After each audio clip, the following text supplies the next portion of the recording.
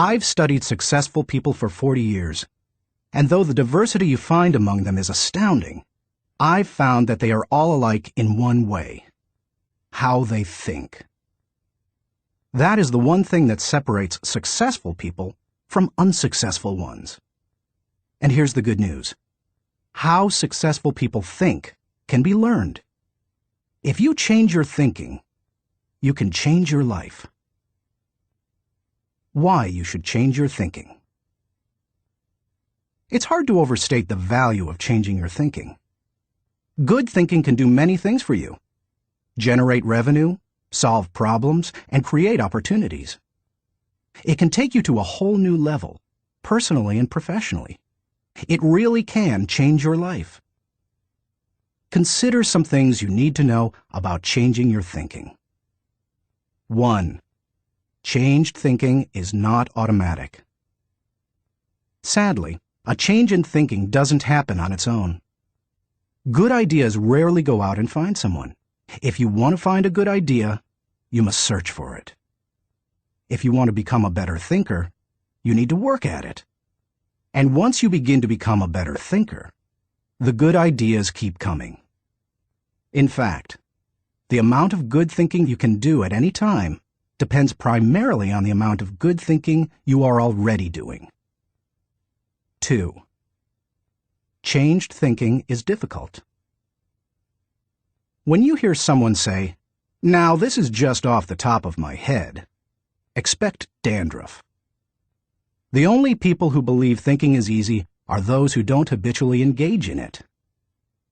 Nobel Prize-winning physicist Albert Einstein, one of the best thinkers who ever lived, asserted, "Thinking is hard work.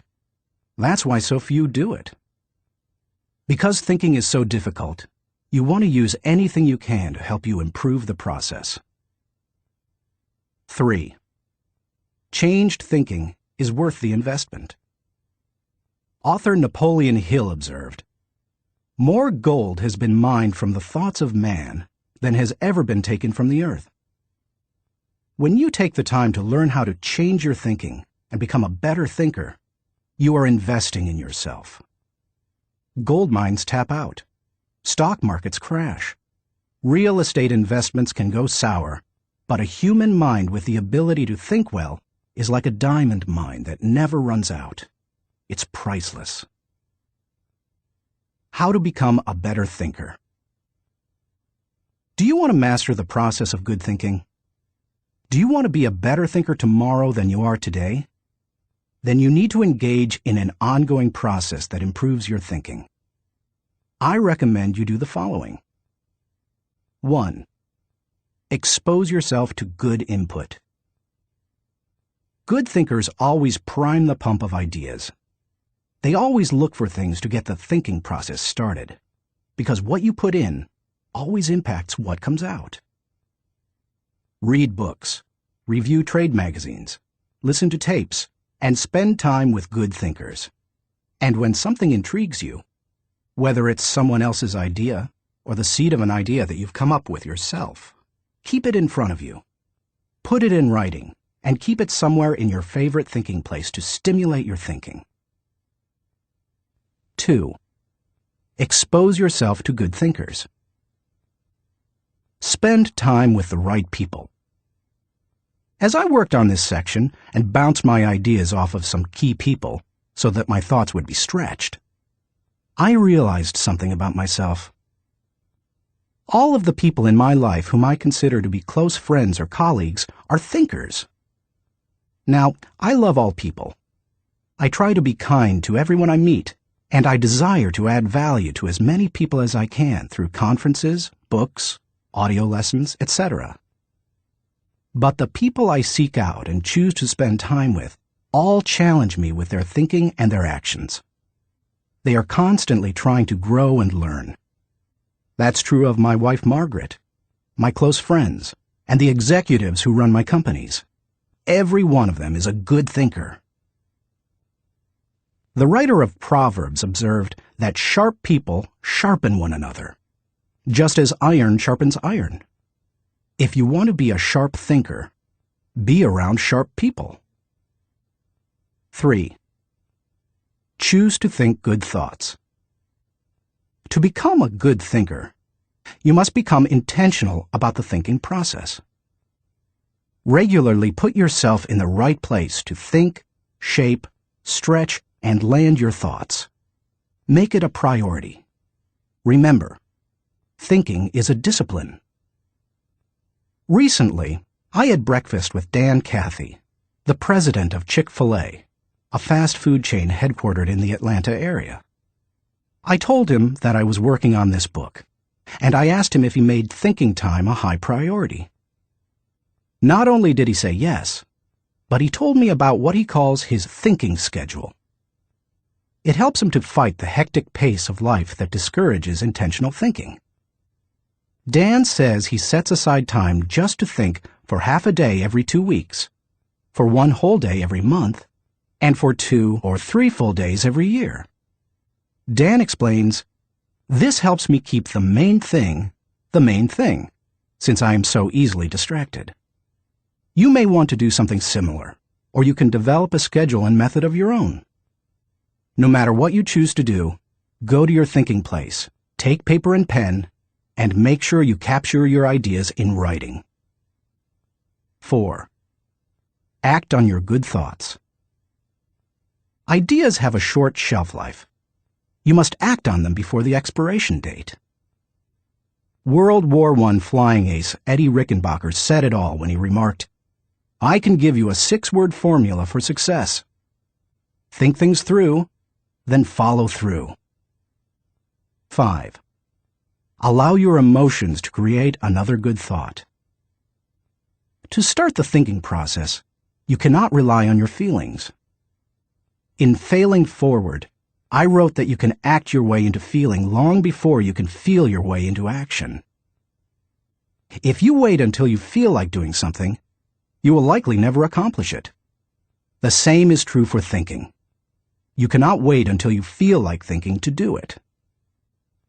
However, I found that once you engage in the process of good thinking, you can use your emotions to feed the process and create mental momentum. Try it for yourself. After you go through the disciplined process of thinking and enjoy some success, allow yourself to savor the moment and try riding the mental energy of that success. If you're like me, it's likely to spur additional thoughts and productive ideas. 6. Repeat the process. One good thought does not make a good life. The people who have one good thought and try to ride it for an entire career often end up unhappy or destitute. They are the one-hit wonders, the one-book authors, the one-message speakers, the one-time inventors who spend their life struggling to protect or promote their single idea. Success comes to those who have an entire mountain of gold that they continually mine, not those who find one nugget and try to live on it for 50 years. To become someone who can mine a lot of gold, you need to keep repeating the process of good thinking. Putting yourself in the right place to think. Becoming a good thinker isn't overly complicated. It's a discipline. If you do the 6 things I have outlined, you will set yourself up for a lifestyle of better thinking. But what do you do to come up with specific ideas on a day-to-day basis? I want to teach you the process that I've used to discover and develop good thoughts. It's certainly not the only one that works, but it has worked well for me. 1. Find a place to think your thoughts. If you go to your designated place to think, expecting to generate good thoughts, then eventually you will come up with some. Where is the best place to think? Everybody's different. Some people think best in the shower. Others, like my friend Dick Biggs, like to go to a park. For me, the best places to think are in my car, on planes, and in the spa. Ideas come to me in other places as well, such as when I'm in bed.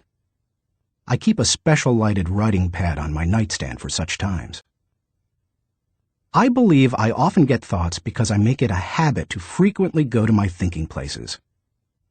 If you want to consistently generate ideas, you need to do the same thing. Find a place where you can think and plan to capture your thoughts on paper so that you don't lose them.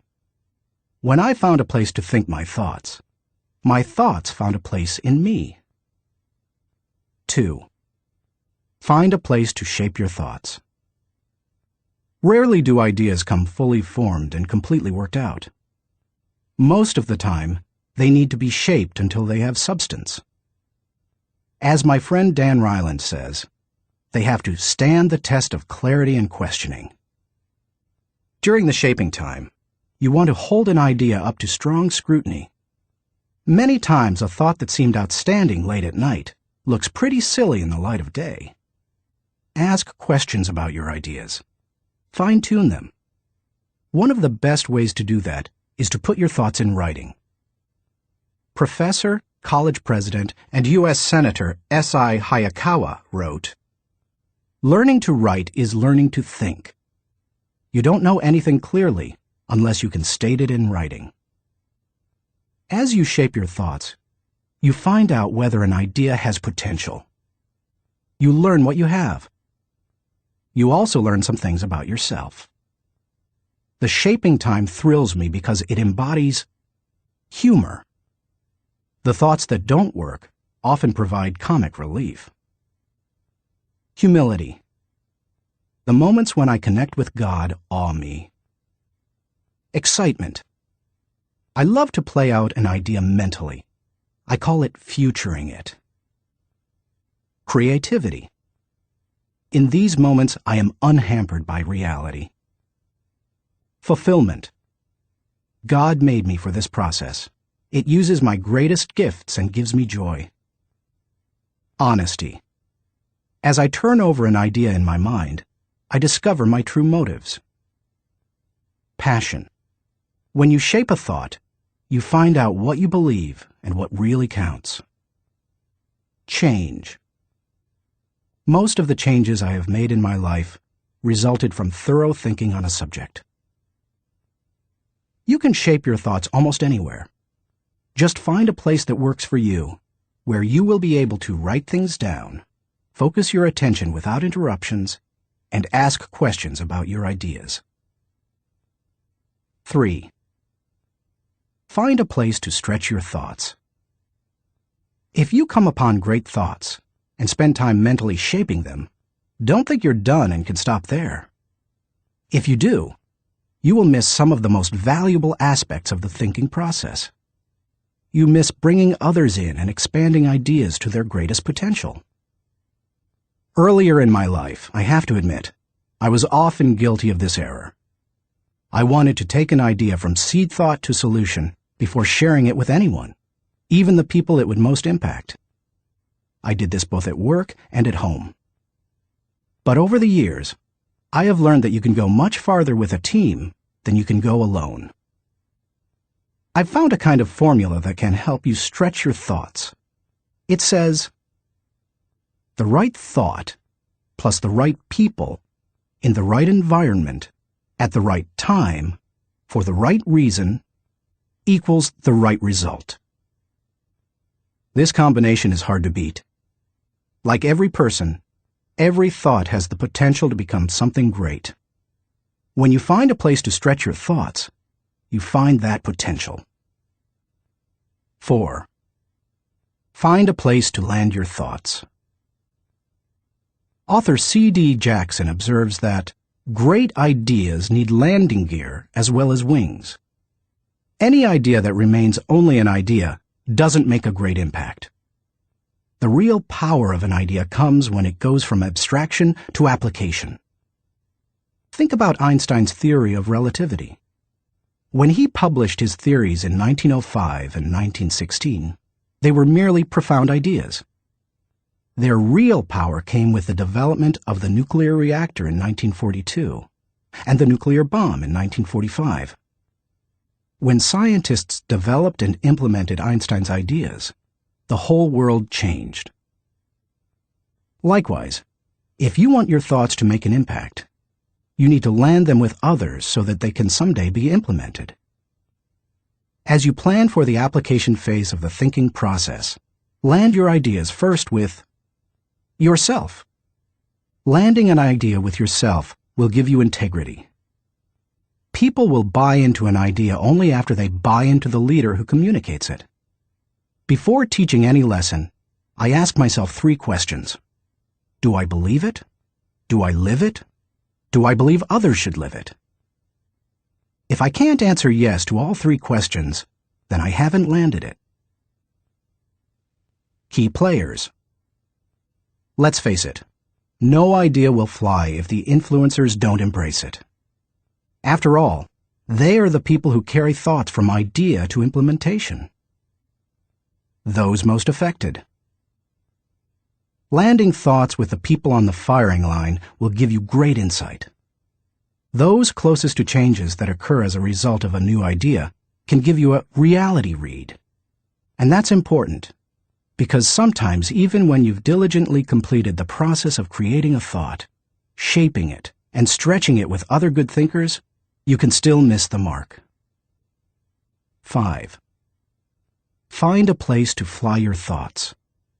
French philosopher Henri-Louis Bergson, who won the Nobel Prize in Literature in 1927, asserted that a person should think like a man of action, act like a man of thought. What good is thinking if it has no application in real life? Thinking divorced from actions cannot be productive. Learning how to master the process of thinking well leads you to productive thinking. If you can develop the discipline of good thinking and turn it into a lifetime habit, then you will be successful and productive all of your life. Once you've created, shaped, stretched, and landed your thoughts, then flying them can be fun and easy. Portrait of a good thinker. You often hear someone say that a colleague or friend is a good thinker, but that phrase means something different to everyone. To one person, it may mean having a high IQ, while to another, it could mean knowing a bunch of trivia, or being able to figure out whodunit when reading a mystery novel. I believe that good thinking isn't just one thing. It consists of several specific thinking skills. Becoming a good thinker means developing those skills to the best of your ability. It doesn't matter whether you were born rich or poor. It doesn't matter if you have a 3rd-grade education or possess a PhD. It doesn't matter if you suffer from multiple disabilities or you're the picture of health. No matter what your circumstances, you can learn to be a good thinker. All you must do is be willing to engage in the process every day. In Built to Last, Jim Collins and Jerry Porras describe what it means to be a visionary company, the kind of company that epitomizes the pinnacle of American business. They describe those companies this way. A visionary company is like a great work of art. Think of Michelangelo's scenes from Genesis on the ceiling of the Sistine Chapel, or his statue of David. Think of a great and enduring novel like Huckleberry Finn, or Crime and Punishment. Think of Beethoven's Ninth Symphony, or Shakespeare's Henry V. Think of a beautifully designed building, like the masterpieces of Frank Lloyd Wright, or Ludwig Mies van der Rohe. You can't point to any one single item that makes the whole thing work. It's the entire work, all the pieces working together to create an overall effect that leads to enduring greatness. Good thinking is similar. You need all the thinking pieces to become the kind of person who can achieve great things. Those pieces include the following 11 skills. Seeing the wisdom of big picture thinking. Unleashing the potential of focused thinking. Discovering the joy of creative thinking. Recognizing the importance of realistic thinking. Releasing the power of strategic thinking. Feeling the energy of possibility thinking. Embracing the lessons of reflective thinking. Questioning the acceptance of popular thinking. Encouraging the participation of shared thinking. Experiencing the satisfaction of unselfish thinking. Enjoying the return of bottom-line thinking. As you read the chapters dedicated to each kind of thinking, you will discover that they do not try to tell you what to think. They attempt to teach you how to think. As you become acquainted with each skill, you will find that some you do well, others you don't. Learn to develop each of those kinds of thinking, and you will become a better thinker. Master all that you can, including the process of shared thinking, which helps you compensate for your weak areas, and your life will change. How successful people think. Chapter 1. Cultivate big picture thinking. Where success is concerned, people are not measured in inches or pounds or college degrees or family background. They are measured by the size of their thinking. David Schwartz. Big picture thinking can benefit any person in any profession. When somebody like Jack Welch tells a GE employee that the ongoing relationship with a customer is more important than the sale of an individual product, he's reminding them of the big picture. When two parents are fed up with potty training, poor grades, or fender benders, and one reminds the other that the current difficult time is only a temporary season, then they benefit from thinking big picture. Real estate developer Donald Trump quipped, "You have to think anyway, so why not think big?" Big picture thinking brings wholeness and maturity to a person's thinking. It brings perspective. It's like making the frame of a picture bigger, in the process expanding not only what you can see, but what you are able to do. Spend time with big picture thinkers, and you will find that they learn continually. Big picture thinkers are never satisfied with what they already know. They are always visiting new places, reading new books, meeting new people, learning new skills. And because of that practice, they often are able to connect the unconnected. They are lifelong learners. To help me maintain a learner's attitude, I spend a few moments every morning thinking about my learning opportunities for the day. As I review my calendar and to-do list, knowing whom I will meet that day, what I will read, which meetings I will attend, I note where I am most likely to learn something. Then I mentally cue myself to look attentively for something that will improve me in that situation. If you desire to keep learning, I want to encourage you to examine your day and look for opportunities to learn. Listen intentionally. An excellent way to broaden your experience is to listen to someone who has expertise in an area where you don't. I search for such opportunities. One year I spoke to about 900 coaches and scouts at the Senior Bowl, where graduating football players participate in their last college game. I had the opportunity, along with my son-in-law Steve Miller, to have dinner with NFL head coaches Dave Wanstead and Butch Davis. It's not often that you get such an opportunity, so I asked them questions about teamwork and spent a lot of time listening to them. At the end of the evening, as Steve and I were walking to our car, he said to me, "John, I bet you asked those coaches 100 questions tonight." "If I'm going to learn and grow," I replied, "I must know what questions to ask and know how to apply the answers to my life." Listening has taught me a lot more than talking. When you meet with people, it's good to have an agenda so that you can learn. It's a great way to partner with people who can do things you can't. Big picture thinkers recognize that they don't know lots of things. They frequently ask penetrating questions to enlarge their understanding and thinking. If you want to become a better big picture thinker, then become a good listener. Look expansively. Writer Henry David Thoreau wrote, "Many an object is not seen, though it falls within the range of our visual ray, because it does not come within the range of our intellectual ray." Human beings habitually see their own world first. For example, when people arrive at a leadership conference put on by my company, Enjoy, they want to know where they're going to park, whether they will be able to get a good and comfortable seat, whether the speaker will be on, and if the breaks will be spaced right. When I arrive to speak at the same conference, I want to know that the lighting is good, the sound equipment is operating effectively, whether the speaker's platform will be close enough to the people, etc. Who you are determines what you see and how you think. Big picture thinkers realize there is a world out there besides their own, and they make an effort to get outside of themselves and see other people's worlds through their eyes. It's hard to see the picture while inside the frame. To see how others see, you must first find out how they think. Becoming a good listener certainly helps with that.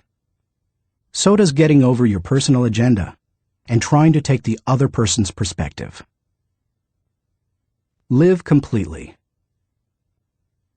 French essayist Michel de Montaigne wrote, "The value of life lies not in the length of days, but in the use we make of them.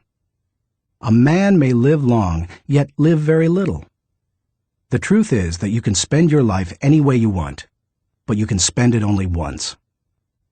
Becoming a big picture thinker can help you to live with wholeness, to live a very fulfilling life. People who see the big picture expand their experience because they expand their world. As a result, they accomplish more than narrow-minded people, and they experience fewer unwanted surprises too, because they are more likely to see the many components involved in any given situation: issues, people, relationships, timing, and values. They are also, therefore, usually more tolerant of other people and their thinking. Why you should receive the wisdom of big picture thinking. Intuitively, you probably recognize big picture thinking as beneficial. Few people want to be closed-minded. No one sets out to be that way. But just in case you're not completely convinced, consider several specific reasons why you should make the effort to become a better big picture thinker. 1. Big picture thinking allows you to lead. You can find many big picture thinkers who aren't leaders, but you will find few leaders who are not big picture thinkers. Leaders must be able to do many important things for their people. See the vision before their people do. They also see more of it. This allows them to size up situations, taking into account many variables. Leaders who see the big picture discern possibilities as well as problems to form a foundation to build the vision. Once leaders have done that, they can sketch a picture of where the team is going, including any potential challenges or obstacles. The goal of leaders shouldn't be merely to make their people feel good, but to help them be good and accomplish the dream. The vision, shown accurately, will allow leaders to show how the future connects with the past to make the journey more meaningful. When leaders recognize this need for connection and bridge it, then they can seize the moment when the timing is right. In leadership, when to move is as important as what you do. As Winston Churchill said, "There comes a special moment in everyone's life, a moment for which that person was born. When he seizes it, it is his finest hour." Whether building roads, planning a trip, or moving in leadership, big picture thinking allows you to enjoy more success. People who are constantly looking at the whole picture have the best chance of succeeding in any endeavor. 2. Big picture thinking keeps you on target. Thomas Fuller, chaplain to Charles II of England, observed, "He that is everywhere is nowhere. To get things done, you need focus. However, to get the right things done, you also need to consider the big picture. Only by putting your daily activities in the context of the big picture will you be able to stay on target." As Alvin Toffler says, "You've got to think about big things while you're doing small things, so that all the small things go in the right direction." 3. Big picture thinking allows you to see what others see. One of the most important skills you can develop in human relations is the ability to see things from the other person's point of view. It's one of the keys to working with clients, satisfying customers, maintaining a marriage, rearing children, helping those who are less fortunate, etc. All human interactions are enhanced by the ability to put yourself in another person's shoes. How? Look beyond yourself, your own interests, and your own world. When you work to consider an issue from every possible angle, examine it in the light of another's history, discover the interests and concerns of others, and try to set aside your own agenda, you begin to see what others see. And that is a powerful thing. 4. Big picture thinking promotes teamwork.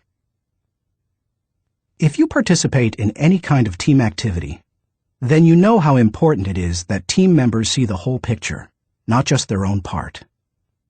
Anytime a person doesn't know how his work fits with that of his teammates, then the whole team is in trouble. The better the grasp team members have of the big picture, the greater their potential to work together as a team. 5.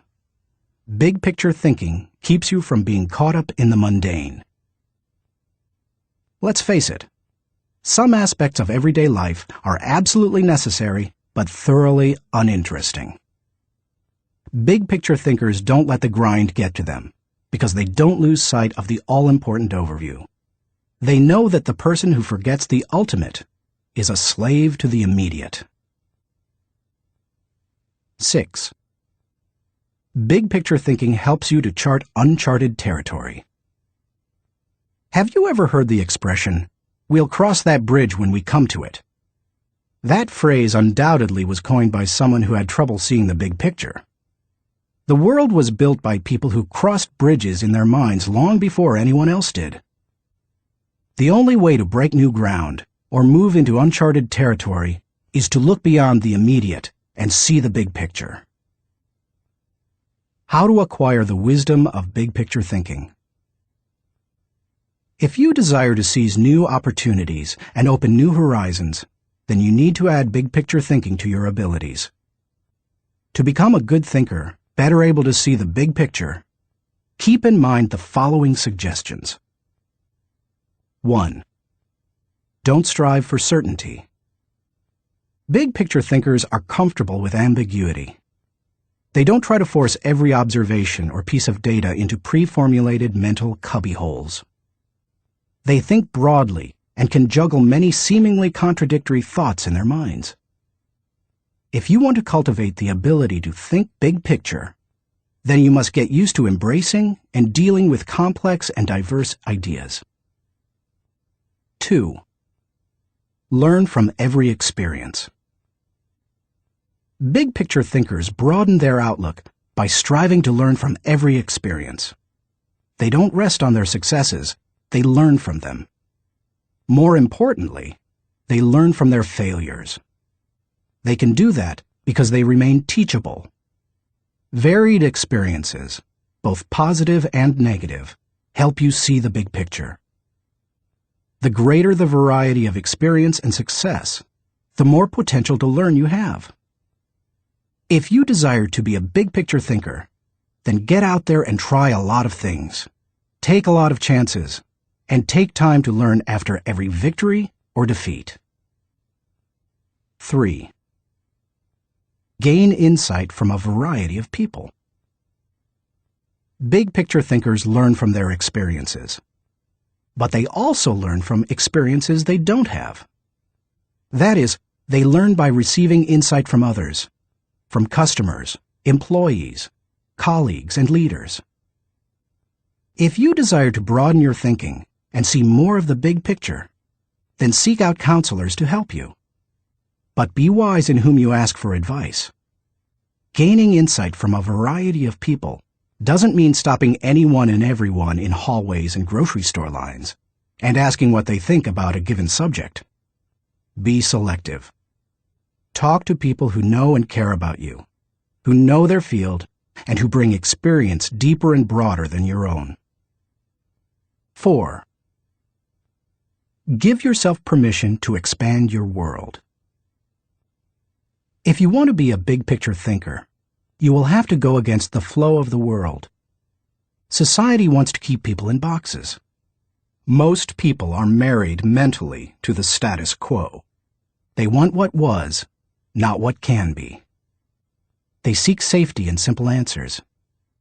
To think big picture, you need to give yourself permission to go a different way, to break new ground, to find new worlds to conquer. And when your world does get bigger, you need to celebrate. Never forget there is more out there in the world than what you've experienced. Keep learning, keep growing, and keep looking at the big picture. If you desire to be a good thinker, that's what you need to do. Thinking question. Am I thinking beyond myself and my world so that I process ideas with a holistic perspective? Chapter 2. Engage in focused thinking. He did each thing as if he did nothing else. Spoken of novelist Charles Dickens. Philosopher Bertrand Russell once asserted, "To be able to concentrate for a considerable time is essential to difficult achievement." Sociologist Robert Lind observed that, "Knowledge is power only if a man knows what facts are not to bother about." Focused thinking removes distractions and mental clutter so that you can concentrate on an issue and think with clarity. Focused thinking can do several things for you. 1. Focused thinking harnesses energy toward a desired goal. Focus can bring energy and power to almost anything, whether physical or mental. If you're learning how to pitch a baseball and you want to develop a good curveball, then focused thinking while practicing will improve your technique. If you need to refine the manufacturing process of your product, focused thinking will help you develop the best method. If you want to solve a difficult mathematics problem, focused thinking helps you break through to the solution. The greater the difficulty of a problem or issue, the more focused thinking time is necessary to solve it. 2. Focused thinking gives ideas time to develop. I love to discover and develop ideas. I often bring my creative team together for brainstorming and creative thinking. When we first get together, we try to be exhaustive in our thinking in order to generate as many ideas as possible. The birthing of a potential breakthrough often results from sharing many good ideas. But to take ideas to the next level, you must shift from being expansive in your thinking to being selective. I have discovered that a good idea can become a great idea when it is given focus time. It's true that focusing on a single idea for a long time can be very frustrating. I've often spent days focusing on a thought and trying to develop it, only to find that I could not improve the idea. But sometimes, my perseverance in focused thinking pays off. That brings me great joy. And when focused thinking is at its best, not only does the idea grow, but so do I. 3. Focused thinking brings clarity to the target. I consider golf one of my favorite hobbies. It's a wonderfully challenging game. I like it because the objectives are so clear. Professor William Mobley of the University of South Carolina made the following observation about golf. One of the most important things about golf is the presence of clear goals. You see the pins. You know the par. It's neither too easy nor unattainable. You know your average score, and there are competitive goals. Competitive with par, with yourself, and others. These goals give you something to shoot at. In work, as in golf, goals motivate. One time on the golf course, I followed a golfer who neglected to put the pin back in the hole after he putted. Because I could not see my target, I couldn't focus properly. My focus quickly turned to frustration and to poor play. To be a good golfer, a person needs to focus on a clear target. The same is true in thinking. Focus helps you to know the goal and to achieve it. 4. Focused thinking will take you to the next level. No one achieves greatness by becoming a generalist. You don't hone a skill by diluting your attention to its development. The only way to get to the next level is to focus. No matter whether your goal is to increase your level of play, sharpen your business plan, improve your bottom line, develop your subordinates, or solve personal problems, you need to focus. Author Harry A. Overstreet observed, "The immature mind hops from one thing to another. The mature mind seeks to follow through." Where should you focus your thinking? Does every area of your life deserve dedicated, focused thinking time? Of course, the answer is no. Be selective, not exhaustive, in your focused thinking. For me, that means dedicating in-depth thinking time to 4 areas: leadership, creativity, communication, and intentional networking. Your choices will probably differ from mine. Here are a few suggestions to help you figure them out. Identify your priorities. First, take into account your priorities for yourself, your family, and your team. Author, consultant, and award-winning thinker Edward de Bono quipped, "A conclusion is the place where you get tired of thinking." Unfortunately, many people land on priorities based on where they run out of steam. You certainly don't want to do that. Nor do you want to let others set your agenda. There are many ways to determine priorities. If you know yourself well, begin by focusing on your strengths, the things that make best use of your skills and God-given talents. You might also focus on what brings the highest return and reward. Do what you enjoy most and do best. You could use the 80-20 rule. Give 80% of your effort to the top 20%, most important, activities. Another way is to focus on exceptional opportunities that promise a huge return. It comes down to this. Give your attention to the areas that bear fruit. Discover your gifts. Not all people are self-aware and have a good handle on their own skills, gifts, and talents. They are a little like the comic strip character Charlie Brown.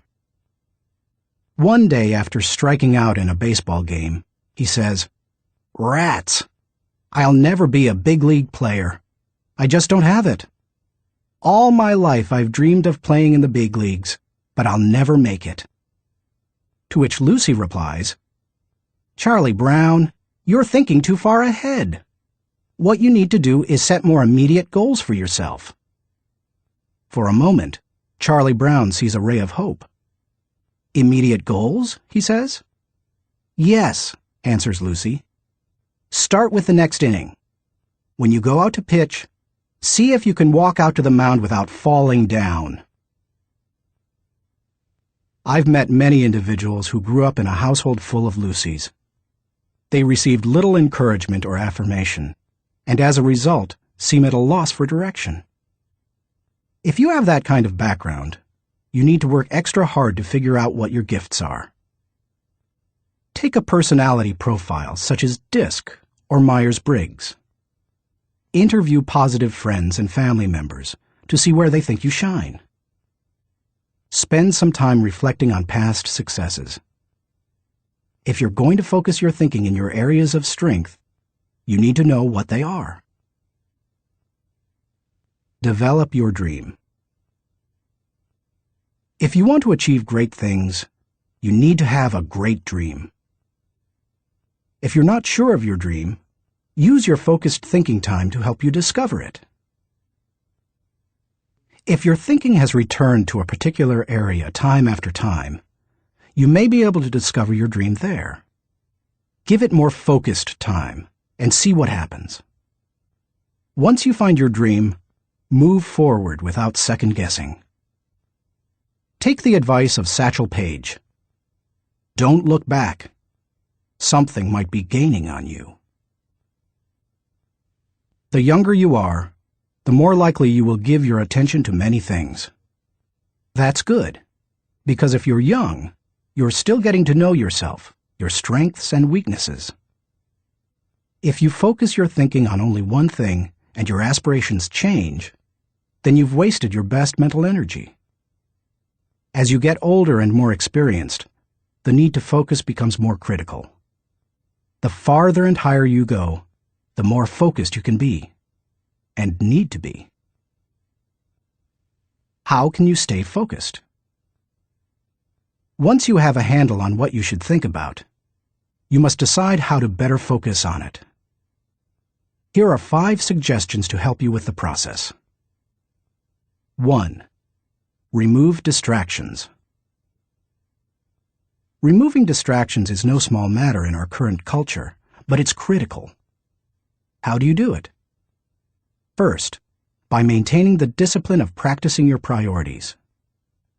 Don't do easy things first, or hard things first, or urgent things first. Do first things first. The activities that give you the highest return.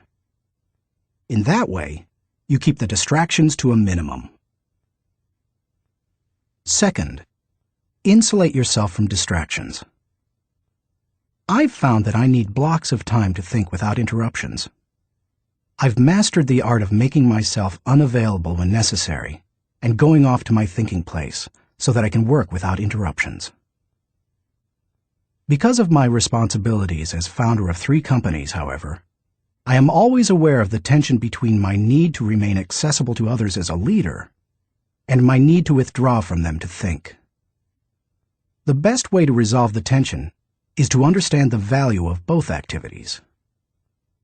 Walking slowly through the crowd allows me to connect with people and know their needs. Withdrawing from the crowd allows me to think of ways to add value to them. My advice to you is to place value on and give attention to both. If you naturally withdraw, then make sure to get out among people more often. If you're always on the go and rarely withdraw for thinking time, then remove yourself periodically so that you can unleash the potential of focused thinking. And wherever you are, be there. 2. Make time for focused thinking. Once you have a place to think, you need the time to think. Because of the fast pace of our culture, people tend to multitask, but that's not always a good idea. Switching from task to task can cost you up to 40% efficiency. According to researchers, if you're trying to accomplish many things at the same time, you'll get more done by focusing on one task at a time, not by switching constantly from one task to another. Years ago, I realized that my best thinking time occurs in the morning. Whenever possible, I reserve my mornings for thinking and writing. One way to gain time for focused thinking is to impose upon yourself a rule that one company implemented. Don't allow yourself to look at email until after 10 a.m. Instead, focus your energies on your number 1 priority. Put non-productive time wasters on hold so that you can create thinking time for yourself. 3. Keep items of focus before you. Ralph Waldo Emerson, the great transcendental thinker, believed, "Concentration is the secret of strength in politics, in war, in trade, in short, in all management of human affairs." To help me concentrate on the things that matter, I work to keep important items before me. One way is to ask my assistant, Linda Eggers, to keep bringing it up, asking me about it, giving me additional information in reference to it. I'll also keep a file or page on my desk so that I see it every day as I work. That strategy has successfully helped me for 30 years to stimulate and sharpen ideas. If you've never done it, I recommend that you try it. I'll tell you more about it in the section on reflective thinking. 4. Set goals. I believe goals are important. The mind will not focus until it has clear objectives. But the purpose of goals is to focus your attention and give you direction. not to identify a final destination. As you think about your goals, note that they should be clear enough to be kept in focus, close enough to be achieved, helpful enough to change lives. Those guidelines will get you going. And be sure to write down your goals. If they're not written, I can almost guarantee that they're not focused enough. And if you really want to make sure they're focused, take the advice of David Belasco, who says, "If you can't write your idea on the back of my business card, you don't have a clear idea." Even if you look back years from now and think your goals were too small, they will have served their purpose if they provide you with direction. 5. Question your progress. Take a good look at yourself from time to time to see whether you are actually making progress. That is the most accurate measure of whether you are making the best use of focused thinking. Ask yourself, am I seeing a return for my investment of focused thinking time? Is what I am doing getting me closer to my goals? Am I headed in a direction that helps me to fulfill my commitments, maintain my priorities, and realize my dreams? What are you giving up to go up? No one can go to the highest level and remain a generalist. My dad used to say, "Find the one thing you do well and don't do anything else." I've found that to do well at a few things, I've had to give up many things. As I worked on this chapter, I spent some time reflecting on the kinds of things I've given up. Here are the main ones. I can't know everyone. I love people, and I'm outgoing. Put me into a room full of people and I feel energized. So it goes against my grain to restrict myself from spending time with lots of people. To compensate for that, I've done a couple of things. First, I've chosen a strong inner circle of people. They not only provide tremendous professional help, but they also make life's journey much more pleasant. Second, I ask certain friends to catch me up on what's happening in the lives of other friends. I usually do that when I'm traveling and can't block out the time I would need for focused thinking. I can't do everything. There are only a few exceptional opportunities in any person's lifetime. That's why I strive for excellence in a few things rather than a good performance in many. That's cost me. Because of my workload, I also have to skip doing many things that I would love to do. For example, every week I hand off projects that I think would be fun to do myself. I practice the 10-80-10 principle with the people to whom I'm delegating a task. I help with the first 10% by casting vision, laying down parameters, providing resources, and giving encouragement. Then, once they've done the middle 80%, I come alongside them again and help them take whatever it is the rest of the way, if I can. I call it putting the cherry on top. I can't go everywhere. Every conference speaker and author has to travel a lot. Before I began doing much speaking, that seemed like a glamorous life. But after logging several million miles, I know what kind of a toll it can take. Ironically, I still love traveling for pleasure with my wife Margaret. It's one of our great joys. She and I could take 10 vacations a year and enjoy every one of them.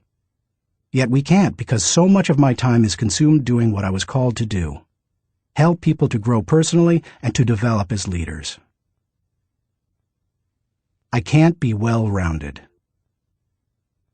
Being focused also keeps me from being well-rounded. I tell people, 99% of everything in life I don't need to know about.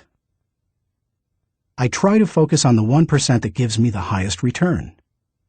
And of the remaining 99, Margaret keeps me aware of whatever I need to know. It's one of the ways I keep from getting totally out of balance in my life. Being willing to give up some of the things you love in order to focus on what has the greatest impact isn't an easy lesson to learn. But the earlier you embrace it, the sooner you can dedicate yourself to excellence in what matters most. Thinking question. Am I dedicated to removing distractions and mental clutter so that I can concentrate with clarity on the real issue?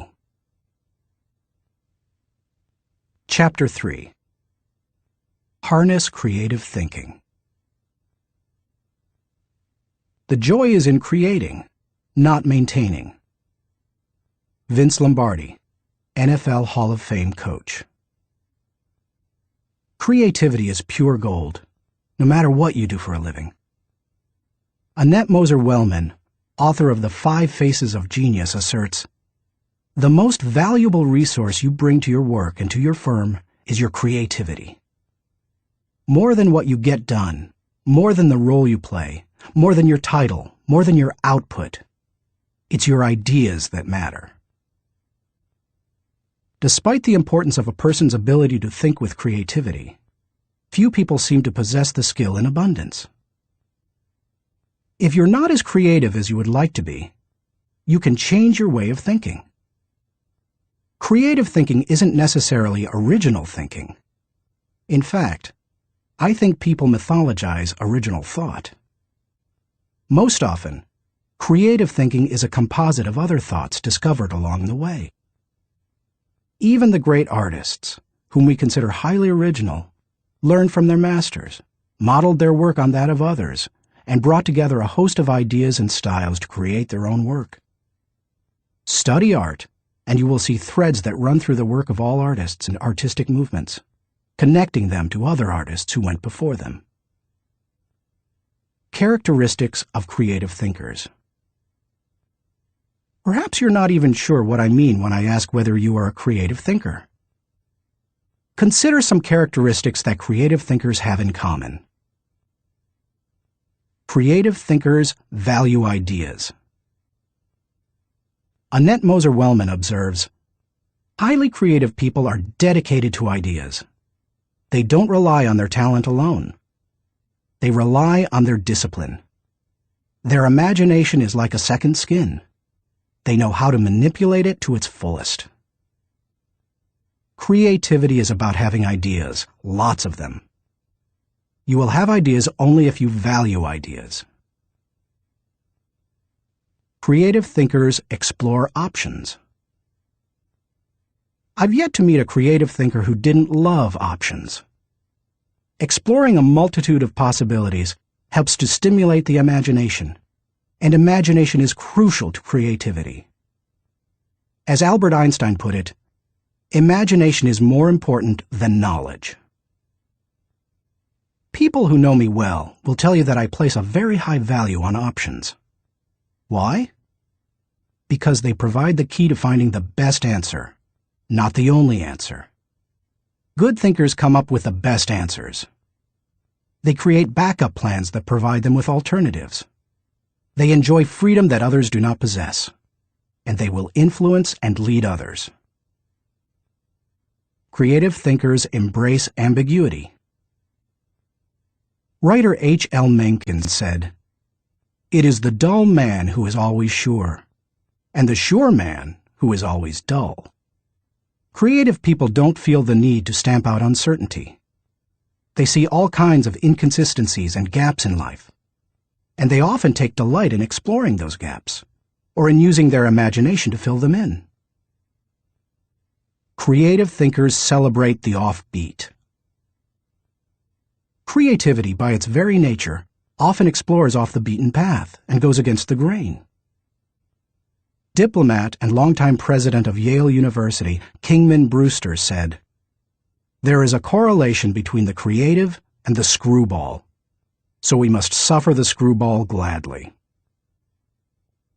To foster creativity in yourself or others, be willing to tolerate a little oddness.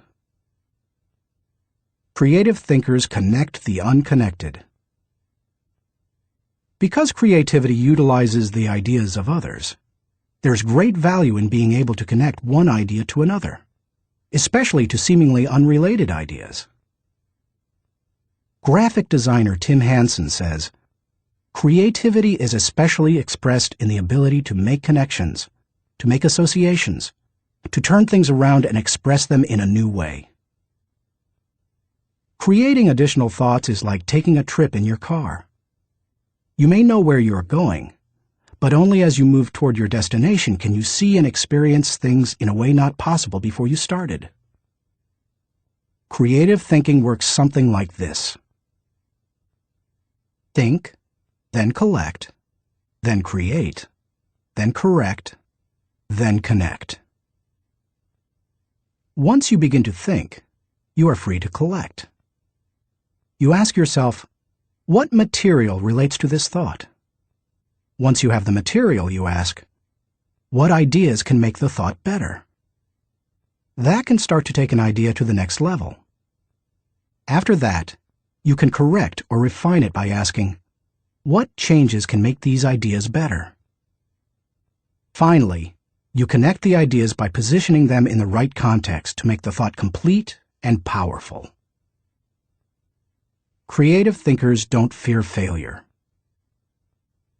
Creativity demands the ability to be unafraid of failure, because creativity equals failure.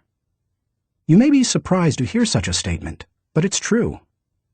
Charles Frankel asserts that anxiety is the essential condition of intellectual and artistic creation. Creativity requires a willingness to look stupid. It means getting out on a limb, knowing that the limb often breaks. Creative people know these things and still keep searching for new ideas. They just don't let the ideas that don't work prevent them from coming up with more ideas that do work. Why you should discover the joy of creative thinking. Creativity can improve a person's quality of life. Here are 5 specific things creative thinking has the potential to do for you. 1. Creative thinking adds value to everything. Wouldn't you enjoy a limitless reservoir of ideas that you could draw upon at any time? That's what creative thinking gives you. For that reason, no matter what you are currently able to do, creativity can increase your capabilities. Creativity is being able to see what everybody else has seen and think what nobody else has thought, so that you can do what nobody else has done. Sometimes, creative thinking lies along the lines of invention, where you break new ground. Other times, it moves along the lines of innovation, which helps you to do old things in a new way. But either way, it's seeing the world through sufficiently new eyes so that new solutions appear. That always adds value. 2. Creative thinking compounds. Over the years, I've found that creative thinking is hard work, but creative thinking compounds, given enough time and focus. Perhaps more than any other kind of thinking, creative thinking builds on itself and increases the creativity of the thinker. Poet Maya Angelou observed, "You can't use up creativity. The more you use, the more you have." Sadly, too often creativity is smothered rather than nurtured. There has to be a climate in which new ways of thinking, perceiving, questioning are encouraged. If you cultivate creative thinking in an environment that nurtures creativity, there's no telling what kind of ideas you can come up with. I'll talk more on that later. 3. Creative thinking draws people to you and your ideas. Creativity is intelligence having fun. People admire intelligence, and they are always attracted to fun, so the combination is fantastic. If anyone could be said to have fun with his intelligence, it was Leonardo da Vinci. The diversity of his ideas and expertise staggers the mind. He was a painter, architect, sculptor, anatomist, musician, inventor, and engineer. The term Renaissance man was coined because of him. Just as people were drawn to Da Vinci and his ideas during the Renaissance, they are drawn to creative people today. If you cultivate creativity, you will become more attractive to other people, and they will be drawn to you. 4. Creative thinking helps you learn more. Author and creativity expert Ernie Zielinski says, "Creativity is the joy of not knowing it all. The joy of not knowing it all refers to the realization that we seldom, if ever, have all the answers. We always have the ability to generate more solutions to just about any problem. Being creative is being able to see or imagine a great deal of opportunity to life's problems.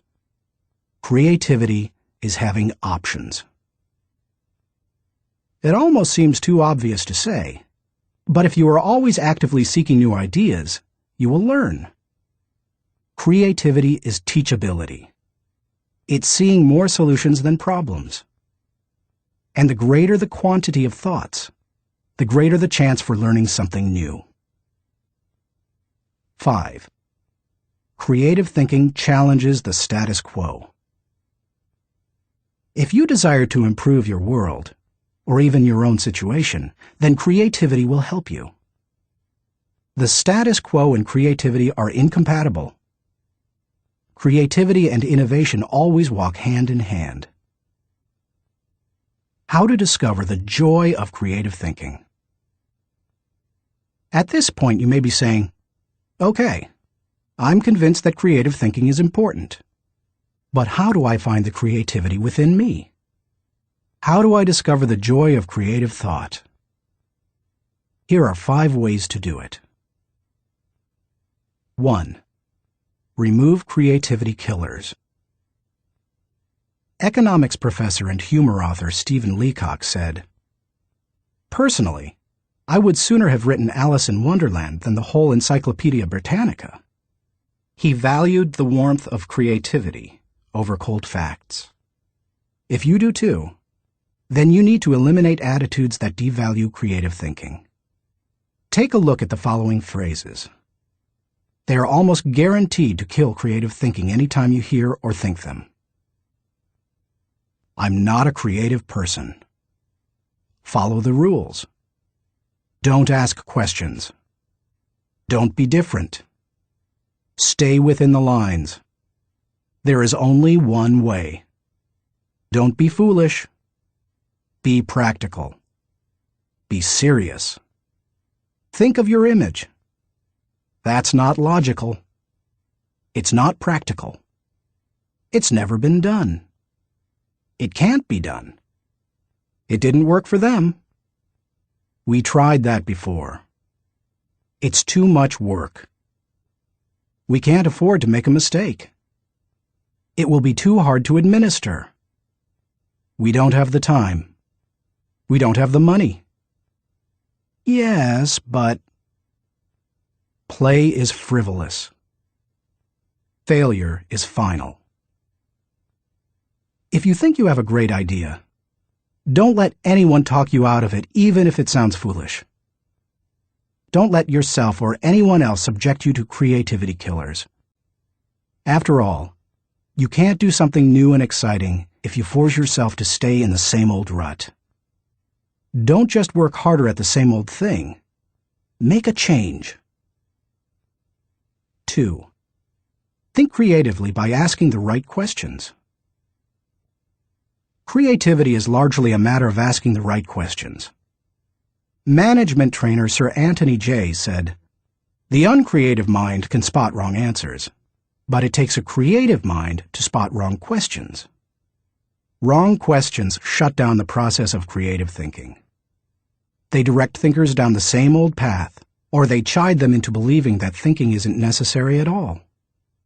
To stimulate creative thinking, ask yourself questions such as, why must it be done this way? What is the root problem? What are the underlying issues? What does this remind me of? What is the opposite? What metaphor or symbol helps to explain it? Why is it important?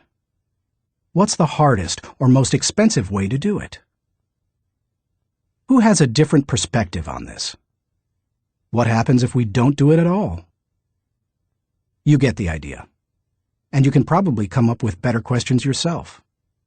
Physicist Tom Hirschfeld observed, "If you don't ask why this often enough, somebody will ask, why you? If you want to think creatively, you must ask good questions. You must challenge the process. 3. Develop a creative environment. Charlie Brower said, "A new idea is delicate. It can be killed by a sneer or a yawn. It can be stabbed to death by a quip and worried to death by a frown on the right man's brow. Negative environments kill thousands of great ideas every minute." A creative environment, on the other hand, becomes like a greenhouse where ideas get seeded, sprout up, and flourish. A creative environment encourages creativity. David Hills says, "Studies of creativity suggest that the biggest single variable of whether or not employees will be creative is whether they perceive they have permission. When innovation and good thinking are openly encouraged and rewarded, then people see that they have permission to be creative." A creative environment places a high value on trust among team members and individuality. Creativity always risks failure. That's why trust is so important to creative people. In the creative process, trust comes from people working together, from knowing that people on the team have experience launching successful, creative ideas, and from the assurance that creative ideas won't go to waste because they will be implemented. A creative environment embraces those who are creative. Creative people celebrate the offbeat. How should creative people be treated? I take the advice of Tom Peters. Weed out the dullards, nurture the nuts.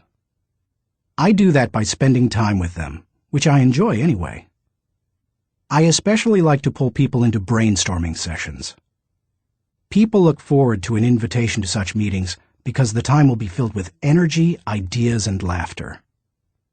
And the odds are high that a new project, seminar, or business strategy will result. When that happens, they also know a party's coming.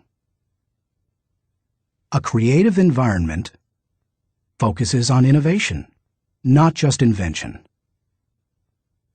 Sam Weston, creator of the popular action figure G.I. Joe, said, "Truly groundbreaking ideas are rare, but you don't necessarily need one to make a career out of creativity." My definition of creativity is the logical combination of two or more existing elements that result in a new concept. The best way to make a living with your imagination is to develop innovative applications, not imagine completely new concepts. Creative people say, "Give me a good idea, and I'll give you a better idea." A creative environment is willing to let people go outside the lines. Most people automatically stay within lines, even if those lines have been arbitrarily drawn or are terribly out of date. Remember, most limitations we face are not imposed on us by others. We place them on ourselves. Lack of creativity often falls into that category. If you want to be more creative, challenge boundaries. Inventor Charles Kettering said, "All human development, no matter what form it takes, must be outside the rules. Otherwise, we would never have anything new." A creative environment takes that into account. A creative environment appreciates the power of a dream. A creative environment promotes the freedom of a dream. A creative environment encourages the use of a blank sheet of paper and the question, if we could draw a picture of what we want to accomplish, what would that look like? A creative environment allowed Martin Luther King Jr. to speak with passion and declare to millions, "I have a dream," not "I have a goal." Goals may give focus, but dreams give power. Dreams expand the world. That is why James Allen suggested that dreamers are the saviors of the world. The more creativity-friendly you can make your environment, the more potential it has to become creative. 4. Spend time with other creative people. What if the place you work has an environment hostile to creativity, and you possess little ability to change it? One possibility is to change jobs. But what if you desire to keep working there despite the negative environment? Your best option is to find a way to spend time with other creative people. Creativity is contagious. Have you ever noticed what happens during a good brainstorming session? One person throws out an idea. Another person uses it as a springboard to discover another idea. Someone else takes it in yet another, even better direction. Then somebody grabs hold of it and takes it to a whole new level. The interplay of ideas can be electric. I have a strong group of creative individuals in my life. I make sure to spend regular time with them. When I leave them, I always feel energized. I'm full of ideas, and I see things differently. They truly are indispensable to my life. It's a fact that you begin to think like the people you spend a lot of time with. The more time you can spend with creative people, engaging in creative activities, the more creative you will become. 5. Get out of your box. Actress Katharine Hepburn remarked, "If you obey all the rules, you will miss all the fun." While I don't think it's necessary to break all the rules, many are in place to protect us, I do think it's unwise to allow self-imposed limitations to hinder us. Creative thinkers know that they must repeatedly break out of the box of their own history and personal limitations in order to experience creative breakthroughs. The most effective way to help yourself get out of the box is to expose yourself to new paradigms. One way you can do that is by traveling to new places. Explore other cultures, countries, and traditions. Find out how people very different from you live and think. Another is to read on new subjects. I'm naturally curious and love to learn, but I still have a tendency to read books only on my favorite subjects, such as leadership. I sometimes have to force myself to read books that broaden my thinking, because I know it's worth it. If you want to break out of your own box, get into somebody else's. Read broadly. Many people mistakenly believe that if individuals aren't born with creativity, they will never be creative. But you can see from the many strategies and examples I've given that creativity can be cultivated in the right supportive environment. Thinking question.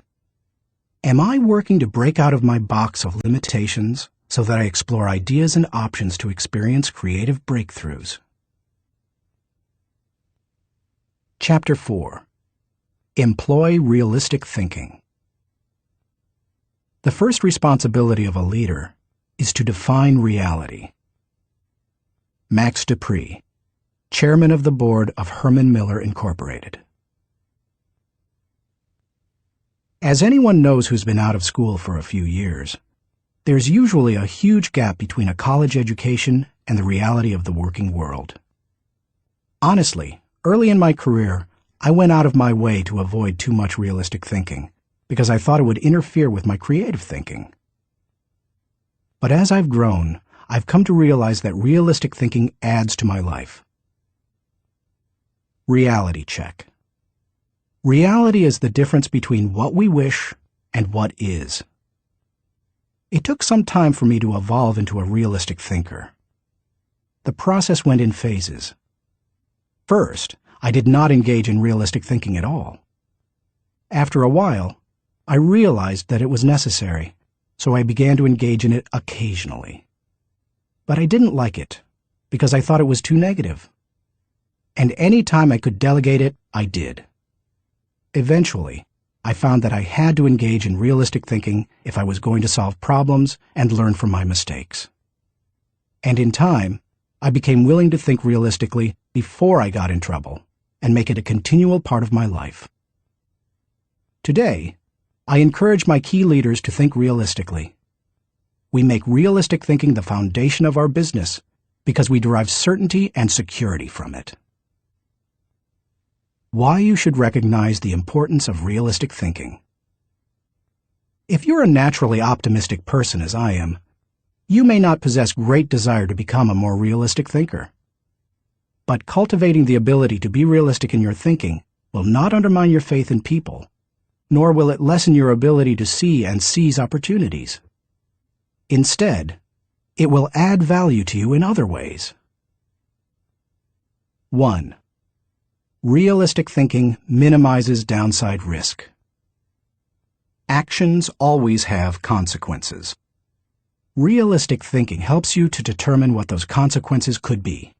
And that's crucial, because only by recognizing and considering consequences can you plan for them. If you plan for the worst-case scenario, you can minimize the downside risk. 2. Realistic thinking gives you a target and a game plan. I've known business people who were not realistic thinkers. Here's the good news. They were very positive and had a high degree of hope for their business. Here's the bad news. Hope is not a strategy. Realistic thinking leads to excellence in leadership and management because it requires people to face reality. They begin to define their target and develop a game plan to hit it. When people engage in realistic thinking, they also begin to simplify practices and procedures, which results in better efficiency. Truthfully, in business, only a few decisions are important. Realistic thinkers understand the difference between the important decisions and those that are merely necessary in the normal course of business. The decisions that matter relate directly to your purpose. James Allen was right when he wrote, "Until thought is linked with purpose, there is no intelligent accomplishment." 3. Realistic thinking is a catalyst for change. People who rely on hope for their success rarely make change a high priority. If you have only hope, you imply that achievement and success are out of your hands. It's a matter of luck or chance. Why bother changing? Realistic thinking can dispel that kind of wrong attitude. There's nothing like staring reality in the face to make a person recognize the need for change. Change alone doesn't bring growth, but you cannot have growth without change. 4. Realistic thinking provides security. Anytime you have thought through the worst that can happen, and you have developed contingency plans to meet it, you become more confident and secure. It's reassuring to know that you are unlikely to be surprised. Disappointment is the difference between expectations and reality. Realistic thinking minimizes the difference between the two. 5. Realistic thinking gives you credibility. Realistic thinking helps people to buy into the leader and his or her vision. Leaders continually surprised by the unexpected soon lose credibility with their followers. On the other hand, leaders who think realistically and plan accordingly position their organizations to win. That gives their people confidence in them. The best leaders ask realistic questions before casting vision. They ask themselves things like, is it possible? Does this dream include everyone or just a few? Have I identified and articulated the areas that will make this dream difficult to achieve? 6. Realistic thinking provides a foundation to build on. Thomas Edison observed, "The value of a good idea is in using it." The bottom line on realistic thinking is that it helps you to make an idea usable by taking away the wish factor. Most ideas and efforts don't accomplish their intended results because they rely too much on what we wish rather than what is. You can't build a house in midair. It needs a solid foundation. Ideas and plans are the same. They need something concrete on which to build. Realistic thinking provides that solid foundation. 7. Realistic thinking is a friend to those in trouble. If creativity is what you would do if you were unafraid of the possibility of failure, then reality is dealing with failure if it does happen. Realistic thinking gives you something concrete to fall back on during times of trouble, which can be very reassuring. Certainty in the midst of uncertainty brings stability. 8. Realistic thinking brings the dream to fruition. British novelist John Galsworthy wrote, "Idealism increases in direct proportion to one's distance from the problem. If you don't get close enough to a problem, you can't tackle it. If you don't take a realistic look at your dream and what it will take to accomplish it, you will never achieve it." Realistic thinking helps to pave the way for bringing any dream to fruition. How to recognize the importance of realistic thinking. Because I'm naturally optimistic rather than realistic, I've had to take concrete steps to improve my thinking in this area. Here are 5 things I do to improve my realistic thinking. 1. Develop an appreciation for truth. I could not develop as a realistic thinker until I gained an appreciation for realistic thinking. And that means learning to look at and enjoy truth. President Harry S. Truman said, "I never give 'em hell. I just tell the truth, and they think it is hell." That's the way many people react to truth. People tend to exaggerate their success and minimize their failures or deficiencies. They live according to Ruckert's law, believing there is nothing so small that it can't be blown out of proportion. Unfortunately, many people today could be described by a quote from Winston Churchill. "Men occasionally stumble over the truth, but most pick themselves up and hurry off as if nothing has happened." More recently, television journalist Ted Koppel observed, "Our society finds truth too strong a medicine to digest undiluted. In its purest form, truth is not a polite tap on the shoulder. It is a howling reproach." In other words, the truth will set you free, but first, it will make you angry. If you want to become a realistic thinker, however, you need to get comfortable dealing with the truth and face up to it. 2. Do your homework. The process of realistic thinking begins with doing your homework. You must first get the facts. Former governor, congressman, and ambassador Chester Bowles said, "When you approach a problem, strip yourself of preconceived opinions and prejudice. Assemble and learn the facts of the situation. Make the decision which seems to you to be the most honest, and then stick to it. It doesn't matter how sound your thinking is if it's based on faulty data or assumptions. You can't think well in the absence of facts, or in the presence of poor information. You can also find out what others have done in similar circumstances. Remember, your thinking doesn't necessarily have to be original. It just has to be solid. Why not learn all you can from good thinkers who have faced similar situations in the past? Some of my best thinking has been done by others. 3. Think through the pros and cons. There's nothing like taking the time to really examine the pros and cons of an issue to give you a strong dose of reality. It rarely comes down to simply choosing the course of action with the greatest number of pros, because all pros and cons do not carry equal weight. But that's not the value of the exercise anyway. Rather, it helps you to dig into the facts, examine an issue from many angles, and really count the cost of a possible course of action. 4. Picture the worst-case scenario. The essence of realistic thinking is discovering, picturing, and examining the worst-case scenario. Ask yourself questions such as, what if sales fall short of projections? What if revenue hits rock bottom? Not an optimist's rock bottom, but real rock bottom. What if we don't win the account? What if the client doesn't pay us? What if we have to do the job short-handed? What if our best player gets sick? What if all the colleges reject my application? What if the market goes belly up? What if the volunteers quit? What if nobody shows up? You get the idea. The point is that you need to think about worst-case possibilities, whether you are running a business, leading a department, pastoring a church, coaching a team, or planning your personal finances. Your goal isn't to be negative or to expect the worst, just to be ready for it in case it happens.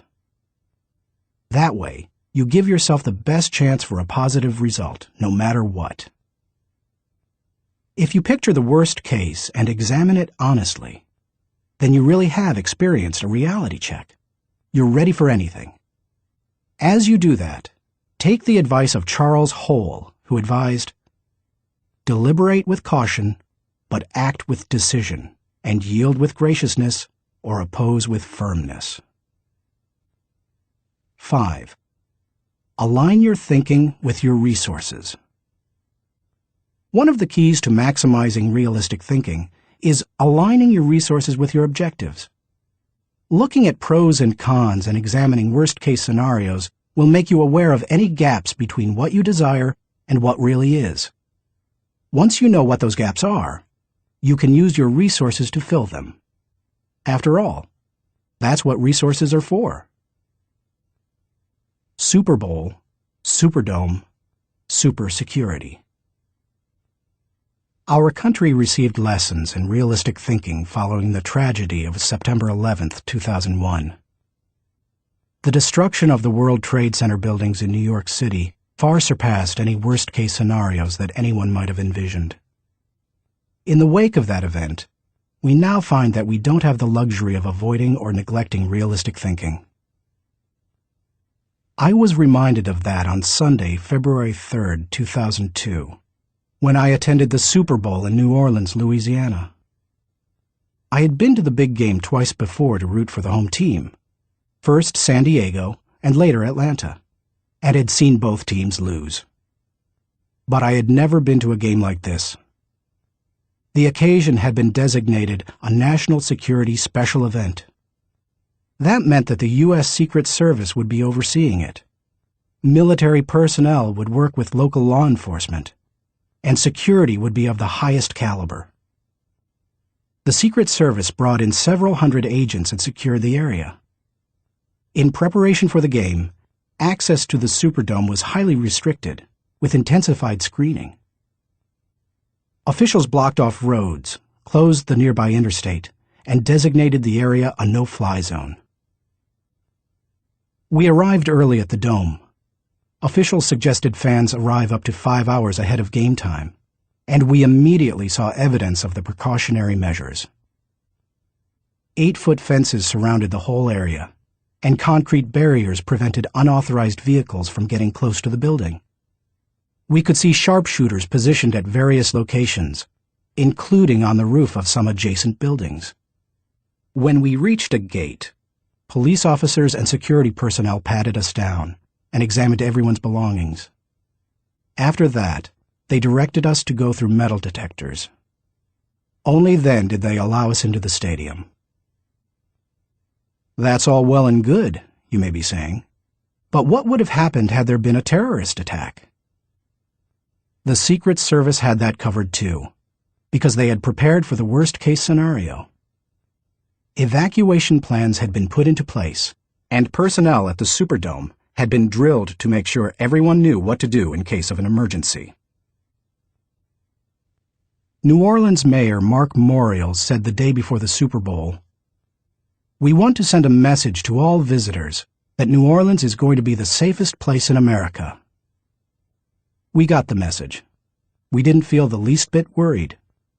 That's what happens when leaders recognize the importance of realistic thinking. Thinking question. Am I building a solid mental foundation on facts so that I can think with certainty? Chapter 5. Utilize strategic thinking. Most people spend more time planning their summer vacation than planning their lives. Source unknown.